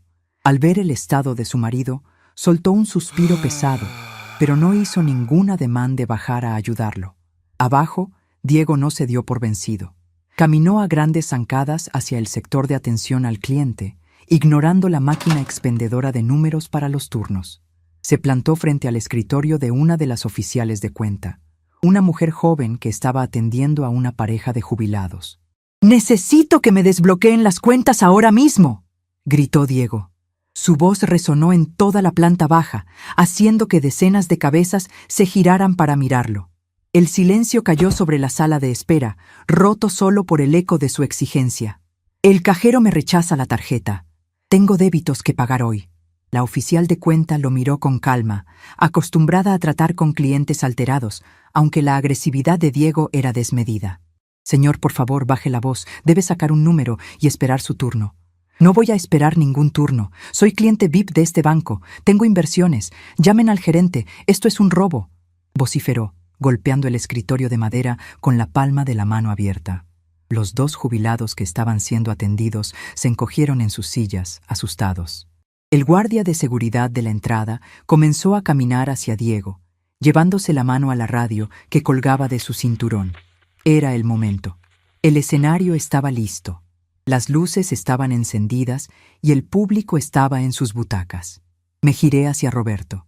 «Creo que es hora de que el gerente atienda a su cliente VIP», dije, con una ironía tan fina que cortaba el aire. Roberto asintió. Salió de la oficina, caminó hacia la baranda de la escalera y miró hacia abajo. «¡Señor Suárez!», llamó Roberto. Su voz de gerente, profunda y autoritaria, cruzó el espacio abierto del banco, deteniendo al guardia de seguridad en seco. «Le ruego que deje de alterar el orden en el sector de atención al público. Si tiene un problema con sus cuentas, suba a mi oficina de inmediato». Diego levantó la cabeza. Al ver al gerente, su rostro pareció iluminarse por una fracción de segundo, con la falsa esperanza de que iba a ser tratado con los privilegios que él creía merecer. Se acomodó el cuello de la camisa arrugada, lanzó una mirada despectiva a la oficial de cuenta y caminó hacia la escalera de caracol con pasos largos y arrogantes. Subió los escalones rápidamente. Roberto lo esperó en la puerta de la oficina. «Pase, Suárez. Tenemos mucho de qué hablar», dijo Roberto, haciéndose a un lado para dejarlo entrar. Diego cruzó el umbral de la oficina, preparándose para soltar su discurso de quejas y amenazas legales. Abrió la boca para empezar a gritar, pero las palabras se le atascaron en la garganta. Se quedó paralizado a 2 metros de la puerta. Carolina y yo estábamos sentadas en las sillas frente al escritorio. Yo sostenía mi taza de café con ambas manos, apoyada cómodamente en el respaldo. Mi hija estaba a mi lado, con la espalda recta y la mirada fija al frente. La arrogancia de Diego se desmoronó en un instante, reemplazada por el pánico absoluto. Miró a Roberto, luego a mí, luego a Carolina, intentando procesar la emboscada perfecta en la que acababa de entrar por su propio pie. «¿Qué hacen ustedes acá?», tartamudeó, retrocediendo un paso, chocando de espaldas contra la puerta de vidrio que Roberto acababa de cerrar. «Vinimos a revisar mis cuentas, Diego», respondí con una calma glacial. «Como tú me dijiste ayer, el mundo cambió. Todo es digital ahora. Y como soy una anciana que apenas sabe encender el televisor, pensé que lo mejor era venir directamente con el gerente para que me explique cómo funcionan estas plataformas modernas». Diego tragó saliva con tanta fuerza que su nuez de Adán saltó en su garganta. El color huyó de su rostro. Estaba atrapado en una oficina de cristal, a la vista de todo el banco, con el gerente que tenía el poder de arruinarlo y con la mujer a la que había intentado robar. «Esto es una locura», murmuró, mirando a Roberto en busca de una salida. «Castañino, escúcheme. Esto es un malentendido familiar. Mi suegra exageró las cosas. Yo solo estaba configurando su teléfono para ayudarla con los pagos. Fue un error del sistema. Usted tiene que levantarme el bloqueo. Pasé la noche en la calle porque no pude pagar ni un hotel. No tengo efectivo ni para comprar un café. Roberto caminó hasta su escritorio, se paró detrás de su silla y apoyó ambas manos sobre la superficie de madera, inclinándose ligeramente hacia adelante. Su postura era la de un juez a punto de dictar sentencia. El sistema del Banco Central no comete errores familiares, Suárez, dijo Roberto, su voz dura y profesional. Usted intentó vincular una cuenta de haberes jubilatorios a una billetera virtual personal sin autorización y realizó una transferencia de prueba. Eso se llama usurpación de identidad y tentativa de fraude. Y considerando que la víctima es una persona de la tercera edad, la ley lo considera un agravante. No hubo fraude, chilló Diego, la desesperación rompiendo su fachada por completo. Fueron 10 pesos. No me pueden arruinar la vida por 10 pesos. Carolina, déciles algo, por el amor de Dios. Deciles que yo te avisé que iba a hacer esto para ayudarnos. Diego dio un paso hacia su esposa, extendiendo las manos suplicantes. Era patético. El hombre que ayer se sentía el dueño del mundo en mi sala de estar, hoy mendigaba piedad en una oficina de banco, usando la misma ropa sucia en la que había dormido. Carolina no se inmutó. No bajó la mirada como solía hacer. Lo miró directamente a los ojos, con una frialdad que heredó de mí y que por fin estaba utilizando. «No voy a defenderte, Diego», dijo mi hija. Su voz fue baja, pero clara, sin temblores.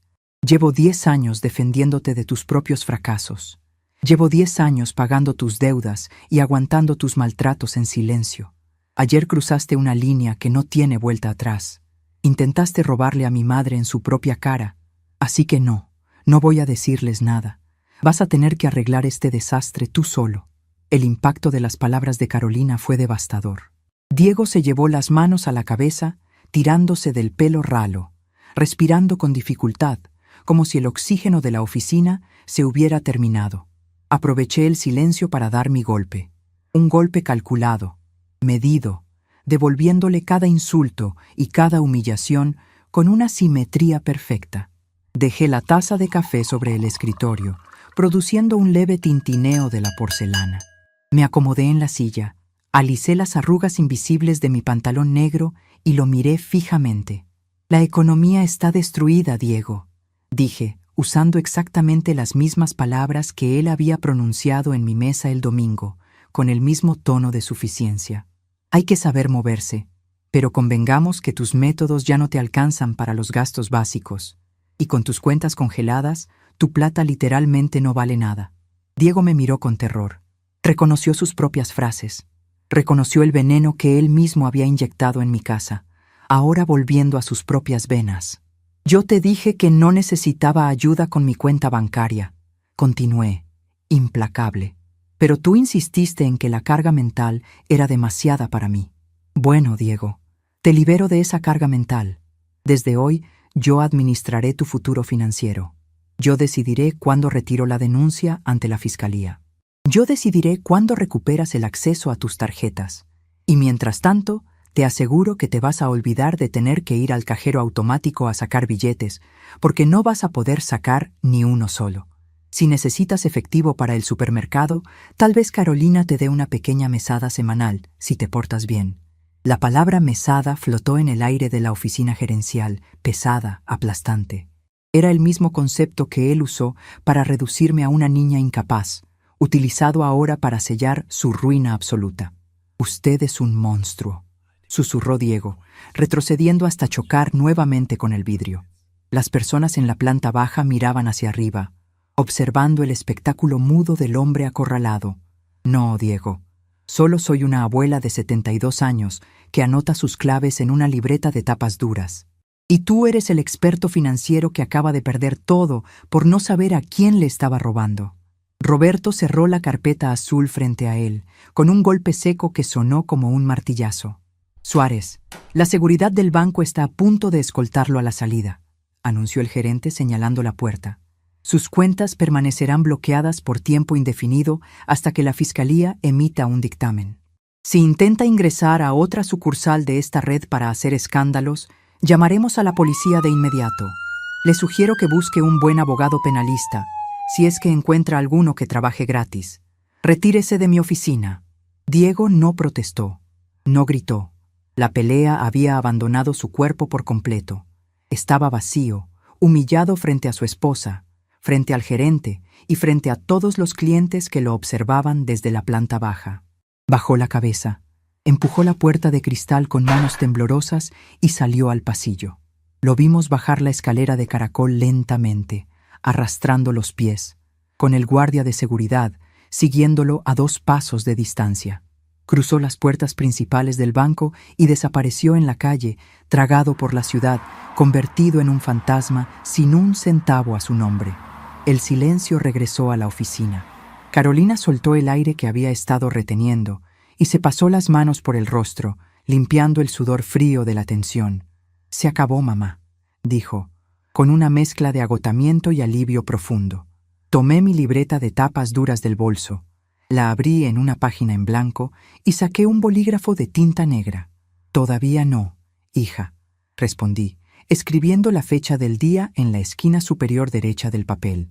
«Ahora tenemos que organizar cómo vas a sacar tus cosas de ese departamento antes de que caiga la noche. Hay mucho trabajo por hacer y la semana recién empieza». Guardé el bolígrafo de tinta negra en el bolsillo interior de mi bolso y cerré la libreta de tapas duras con un movimiento firme.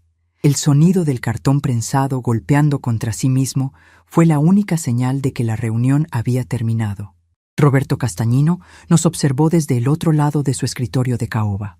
Su postura seguía siendo estrictamente profesional, pero en sus ojos había un brillo de respeto profundo, el mismo respeto que me demostraba cuando yo entraba a su oficina hace 20 años para auditar los préstamos de la cooperativa agrícola. Me levanté de la silla alisando los pliegues de mi pantalón oscuro. Carolina hizo lo mismo a mi lado. Mi hija ya no temblaba. La visión de su marido mendigando piedad y siendo escoltado por la seguridad del banco había actuado como un antídoto fulminante contra el miedo que la había paralizado durante la última década. «Gracias por tu tiempo, Roberto», le dije, extendiendo mi mano sobre el escritorio, «y por actuar con la rapidez que la situación requería. Las instituciones solo funcionan cuando las personas que las dirigen tienen la valentía de aplicar las reglas sin excepciones». Roberto estrechó mi mano con firmeza. Su agarre era cálido y seguro. «No tiene nada que agradecer, Gloria. Usted me enseñó que los números son la única defensa contra los charlatanes. El departamento legal del banco se encargará de mantener el bloqueo de nivel 3 hasta que la Fiscalía emita su resolución. Diego Suárez no podrá mover un solo centavo, ni siquiera para pagar un boleto de colectivo. Le enviaré a su domicilio una copia certificada del reporte de ciberseguridad por si la necesita para cualquier trámite adicional. Me parece perfecto. Que tengas una excelente semana». Salimos de la oficina gerencial y caminamos hacia la escalera de caracol. Desde la altura, observé por última vez la planta baja del banco. Las filas de clientes avanzaban con normalidad. El sonido de los teclados y las impresoras de matriz de puntos llenaba el aire, y el guardia de seguridad había vuelto a su puesto junto a la puerta principal. La alteración que Diego había intentado provocar ya había sido absorbida y neutralizada por la maquinaria institucional. Él era un problema descartado, un error de cálculo que el sistema ya había purgado. Bajamos los escalones de mármol y salimos a la calle. El aire frío de la mañana nos recibió con una bofetada vigorizante. El sol había subido un poco más, iluminando las copas de los plátanos de la avenida, pero el frío del inminente invierno seguía calando los huesos. Caminamos en silencio durante media cuadra, alejándonos de las puertas de cristal polarizado del banco. «Mamá», dijo Carolina, rompiendo el silencio, con la voz todavía un poco áspera. «Cuando dijiste que teníamos que organizar cómo sacar mis cosas del departamento, ¿hablabas en serio? ¿Hoy mismo?» Me detuve en la esquina, justo frente a la parada de taxis, y me giré para mirarla de frente. Sus ojos reflejaban una mezcla de ansiedad y urgencia. «Las decisiones a medias son el alimento de los parásitos, Carolina. Diego salió de ese banco sin dinero, sin tarjetas y sin dignidad. Su primer instinto será buscar refugio en el único lugar donde todavía cree tener poder, tu departamento. Va a intentar atrincherarse. Va a intentar usar tus cosas, tu ropa, tus muebles, como rehenes para obligarte a negociar. No le vamos a dar esa oportunidad. Cuando él logre conseguir a alguien que le preste dinero para volver, tú ya no vas a estar ahí. Metí la mano en mi bolso de cuero y saqué el teléfono antiguo, el modelo robusto de teclas físicas que había utilizado el día anterior para comunicarme con Roberto. Busqué en la agenda de contactos guardada en la memoria interna, navegando por los nombres con paciencia. Encontré el número que buscaba. Osvaldo, un ex chofer de camiones de la cooperativa, un hombre que ahora se dedicaba a hacer fletes particulares con una camioneta Ford F100 vieja, pero impecablemente mantenida. Presioné la tecla verde de llamada y me llevé el aparato a la oreja. Sonó 2 veces. ¿Doña Gloria? Respondió la voz ronca y profunda de Osvaldo, acompañada por el ruido de un motor en marcha de fondo. Buenos días, Osvaldo.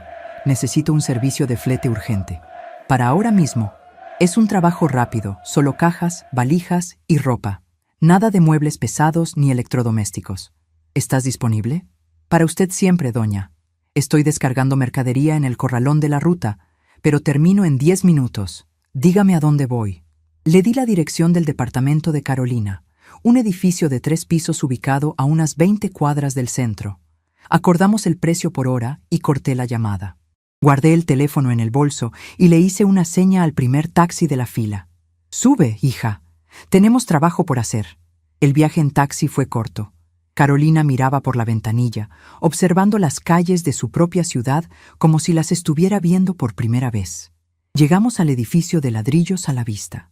Pagué el viaje con billetes de baja denominación que siempre llevo en un monedero separado. Bajamos del auto y nos paramos frente a la puerta de entrada de vidrio templado. Carolina sacó su llavero del bolsillo del suéter gris. Sus manos no temblaban. Introdujo la llave en la cerradura, giró el tambor y empujó la puerta. Subimos por la escalera hasta el segundo piso. El pasillo estaba en penumbras, iluminado solo por una ventana pequeña al final del corredor. Al abrir la puerta del departamento, nos recibió un olor rancio. Era una mezcla del perfume caro y dulzón que Diego usaba en exceso, combinado con el aroma a encierro y a ropa sin lavar. El lugar estaba exactamente como lo habían dejado el domingo por la mañana. La cama sin tender, un par de zapatos de cuero tirados en el medio de la sala y una taza de café sucia sobre la mesa ratona. Trae las valijas del placard, Carolina, y busca bolsas de consorcio grandes para los zapatos y los abrigos. No pierdas tiempo doblando nada con demasiada prolijidad. Solo vacía tus estantes. Mi hija asintió y caminó hacia la habitación principal. Yo me quedé en la sala, observando el entorno. El departamento era pequeño, pero Carolina lo había decorado con esfuerzo. Las cortinas, los almohadones, los cuadros en la pared, todo había sido comprado con su sueldo de la farmacia. Diego solo había aportado un televisor de pantalla plana enorme que desentonaba con el resto del mobiliario y que ocupaba casi toda la pared principal. Fui a la cocina. Abrí los cajones de la alacena buscando las cajas de cartón que Carolina solía guardar después de las compras del supermercado. Encontré 3 cajas medianas plegadas detrás del tacho de basura. Las armé rápidamente, reforzando los fondos con cinta de embalar que encontré en un cajón de herramientas. Llevé las cajas a la habitación. Carolina ya había sacado 2 valijas grandes de lona y estaba arrojando su ropa en el interior con movimientos rápidos, casi frenéticos. Su respiración era agitada. Estaba exorcizando 10 años de sumisión en cada prenda que sacaba de las perchas. «Mamá», dijo de repente, deteniendo su tarea. Estaba agachada frente a la mesa de luz que correspondía al lado de la cama de Diego. Había abierto el cajón inferior buscando unas bufandas suyas que recordaba haber guardado ahí al final del invierno pasado. Me acerqué a ella. Carolina sostenía un fajo de papeles sujetados con una banda elástica. Los bordes de los papeles tenían sellos rojos y logotipos de empresas de cobranza. «¿Qué es eso, hija?» Ella me entregó el fajo. Me acomodé los anteojos de lectura y revisé los documentos. El primer papel era una intimación de desalojo del estudio jurídico que administraba el consorcio del edificio. Tenía fecha de hacía 3 semanas. Notificaba una deuda de expensas atrasadas de 4 meses consecutivos, sumada a 3 meses de alquiler impago. El segundo papel era una notificación prendaria de la concesionaria de vehículos. Exigía la entrega inmediata de la camioneta de Diego por falta de pago de 6 cuotas consecutivas, advirtiendo que el vehículo ya tenía pedido de secuestro activo por parte de la justicia comercial. Carolina se tapó la boca con las manos. Sus ojos se llenaron de lágrimas, pero esta vez eran lágrimas de una rabia profunda y purificadora. Él me pedía la plata todos los meses, mamá. Me decía que iba a pagar el alquiler y las expensas en efectivo porque la inmobiliaria le hacía un descuento. Me sacaba la mitad de mi sueldo para pagar la cuota de la camioneta. Se lo quedó todo. Nos iban a desalojar la semana que viene y él no me dijo nada. Miré los papeles. La evidencia del desastre era absoluta. Diego no era solo un fanfarrón que buscaba inversiones mágicas. Era un estafador doméstico que había estado parasitando a su propia esposa hasta llevarla al borde de la indigencia legal. Doblé los papeles con cuidado y los metí en el bolsillo de mi pantalón. «Escúchame bien, Carolina», le dije, tomando su rostro entre mis manos, obligándola a mirarme a los ojos. «Esta es la última vez que vas a llorar por las mentiras de este hombre. ¿Me entiendes? La última vez. Estos papeles son la prueba definitiva de que tu salida de esta casa no es un abandono de hogar, es una evacuación de emergencia. Ahora empaca tus cosas, deja sus camisas, deja sus zapatos, deja su televisor. Llévate solo lo que compraste con el sudor de tu frente». Ella asintió, secándose las lágrimas con la manga del suéter. La rabia le dio una energía nueva. En menos de 40 minutos habíamos llenado las 2 valijas, las 3 cajas de cartón y 4 bolsas de consorcio con toda su ropa, sus libros, sus artículos de aseo personal y los pocos objetos de valor sentimental que tenía. El sonido de la bocina ronca de la Ford F100 de Osvaldo resonó en la calle. Me asomé por la ventana. La camioneta vieja y confiable estaba estacionada en doble fila, con las balizas encendidas. Bajamos las cosas en 3 viajes.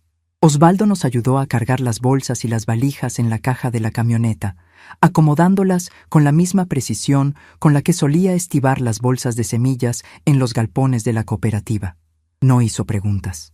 Los hombres de su generación saben leer las situaciones sin necesidad de que les den explicaciones. Antes de cerrar la puerta del departamento por última vez, Carolina se detuvo en el umbral. Miró el espacio vacío, los armarios abiertos, la cama deshecha. Sacó su juego de llaves del bolsillo, lo sopesó en la mano por un segundo y luego caminó hasta la mesa ratona de la sala. Dejó las llaves sobre la madera, justo al lado de la taza de café sucia de Diego.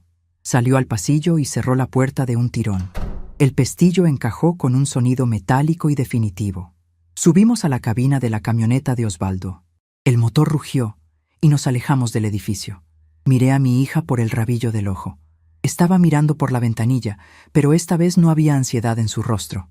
Había una paz inmensa, la paz de quien acaba de soltar un bloque de cemento que llevaba años cargando en la espalda. El tiempo, cuando se limpia de la basura emocional, empieza a correr con una claridad asombrosa. Las semanas siguientes fueron un ejercicio de reconstrucción metódica. Carolina se instaló de nuevo en su habitación de la infancia. Al principio dormía 12 horas seguidas, recuperando el descanso que la tensión nerviosa le había robado durante años. Luego, lentamente, empezó a recuperar sus rutinas. Volvió a su trabajo en la farmacia sin la presión de tener que entregarle su dinero a un marido que lo evaporaba. Empezó a comprar la comida para la casa, a cocinar conmigo los fines de semana, a recuperar el color en las mejillas y el brillo en la voz. Diego desapareció de nuestro entorno inmediato, pero en un pueblo grande donde todos se conocen, el fracaso hace tanto ruido como el éxito fingido. Una tarde, casi 3 semanas después del incidente en el banco, fui al kiosco de revistas de la avenida principal a comprar el diario del domingo. Don Anselmo estaba detrás del mostrador de chapa, ordenando unas golosinas. Al verme llegar, sus ojos se iluminaron con esa chispa típica de quien tiene información fresca y necesita compartirla. «Buenas tardes, doña Gloria. Qué gusto verla», saludó, apoyando los codos sobre el mostrador y bajando la voz instintivamente. «¿Sabe a quién vi ayer por la tarde?» «Buenas tardes, Anselmo». Por su tono de voz, deduzco que a alguien que no la está pasando muy bien. Anselmo soltó una carcajada seca. A su yerno, Diego, o exyerno debería decir. Lo vi en la estación de servicio de la ruta, la que está cerca del peaje. Yo había ido a cargar nafta para el auto de mi hijo. El muchacho estaba hecho un desastre. Andaba a pie, con una campera sucia y los zapatos gastados. Resulta que intentó comprar un paquete de hierba y una gaseosa en el minimercado. Quiso pagar con el celular, con una de esas aplicaciones modernas. La máquina se lo rechazó 3 veces. El cajero le dijo que la cuenta figuraba como bloqueada por orden judicial. No mostré sorpresa. Saqué los billetes exactos para pagar el diario y los puse sobre el mostrador. Las instituciones financieras son implacables cuando detectan irregularidades, Anselmo. Implacables es poco, Gloria.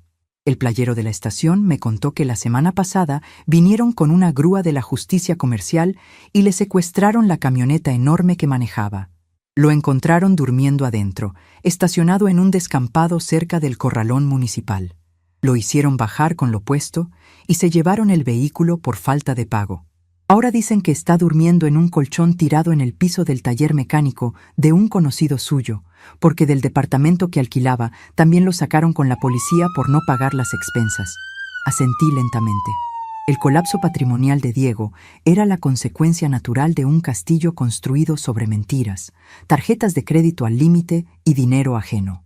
Al cortarle el acceso a mi pensión, la única fuente de liquidez real que tenía a su alcance, el castillo se había derrumbado sobre su propia cabeza. No sentí lástima.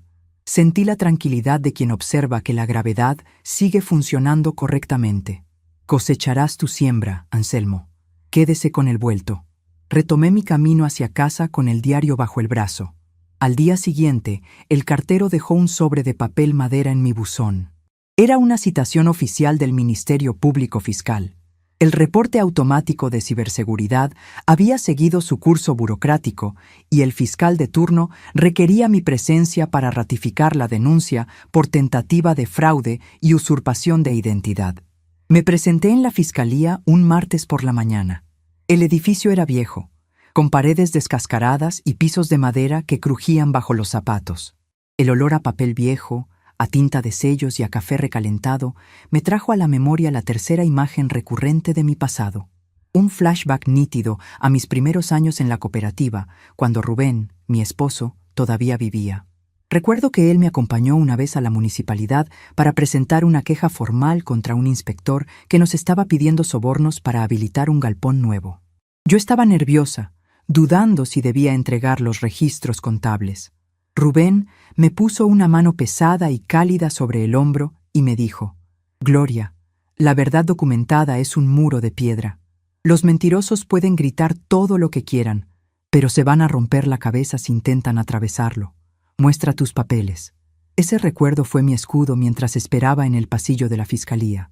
Me hicieron pasar a un despacho pequeño, abarrotado de expedientes apilados en el suelo.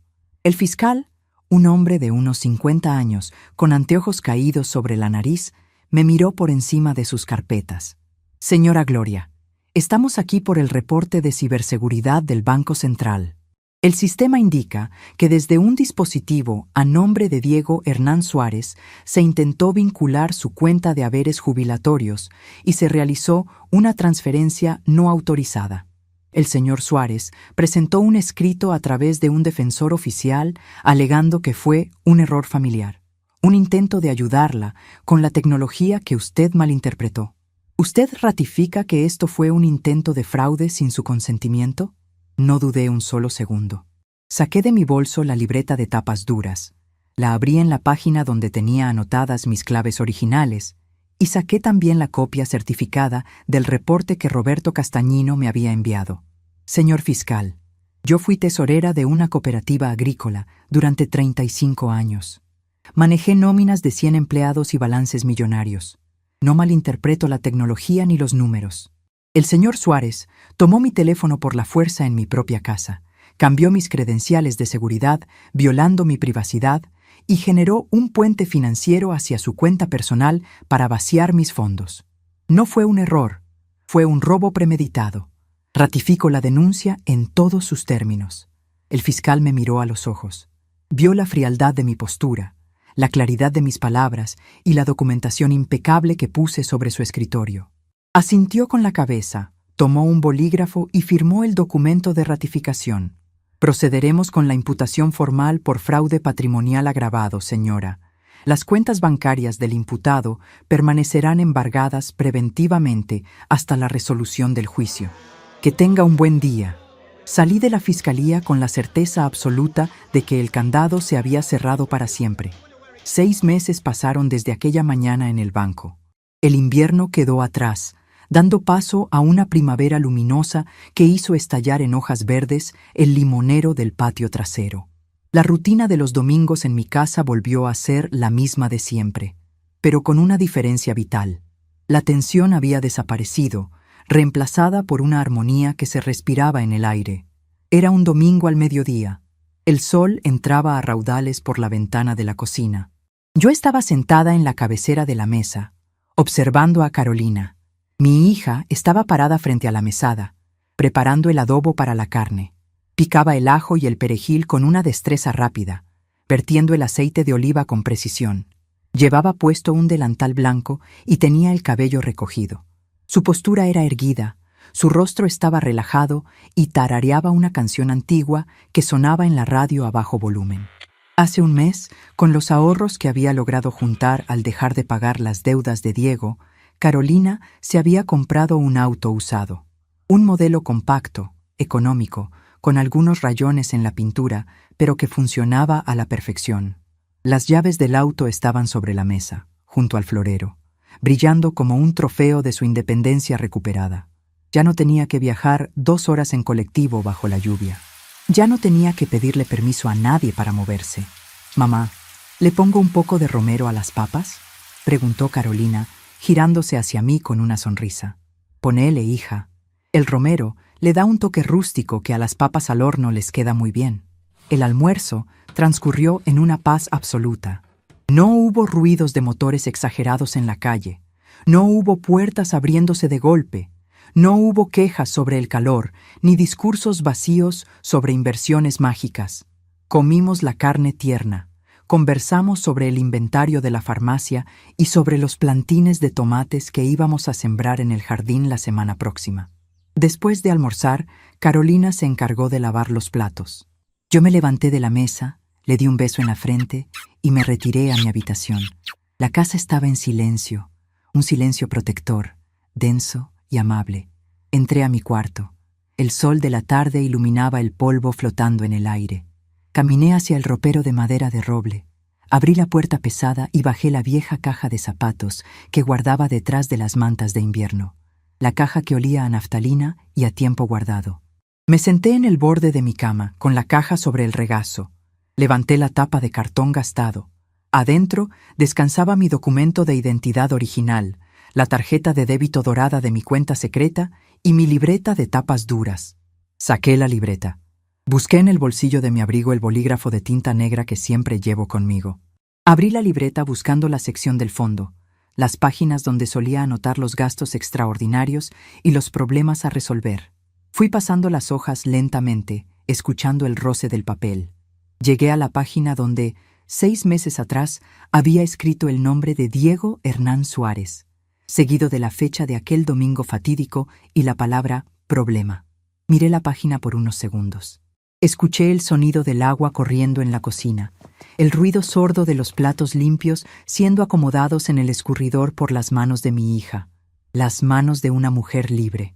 Destapé el bolígrafo, apoyé la punta del avirome sobre el papel y con un movimiento firme, lento y absolutamente preciso, tracé una línea negra horizontal, gruesa y definitiva, tachando el nombre de mi ex yerno de lado a lado. Soplé la tinta fresca por un instante. Cerré la libreta de tapas duras, la guardé dentro de la caja de zapatos, acomodé la tarjeta dorada encima y le puse la tapa. Me levanté de la cama, coloqué la caja en el estante superior, detrás de las mantas, y cerré la puerta del ropero de roble. El pestillo de bronce encajó con un clic seco, un sonido pequeño y perfecto, sellando el asunto para siempre en el silencio de mi habitación.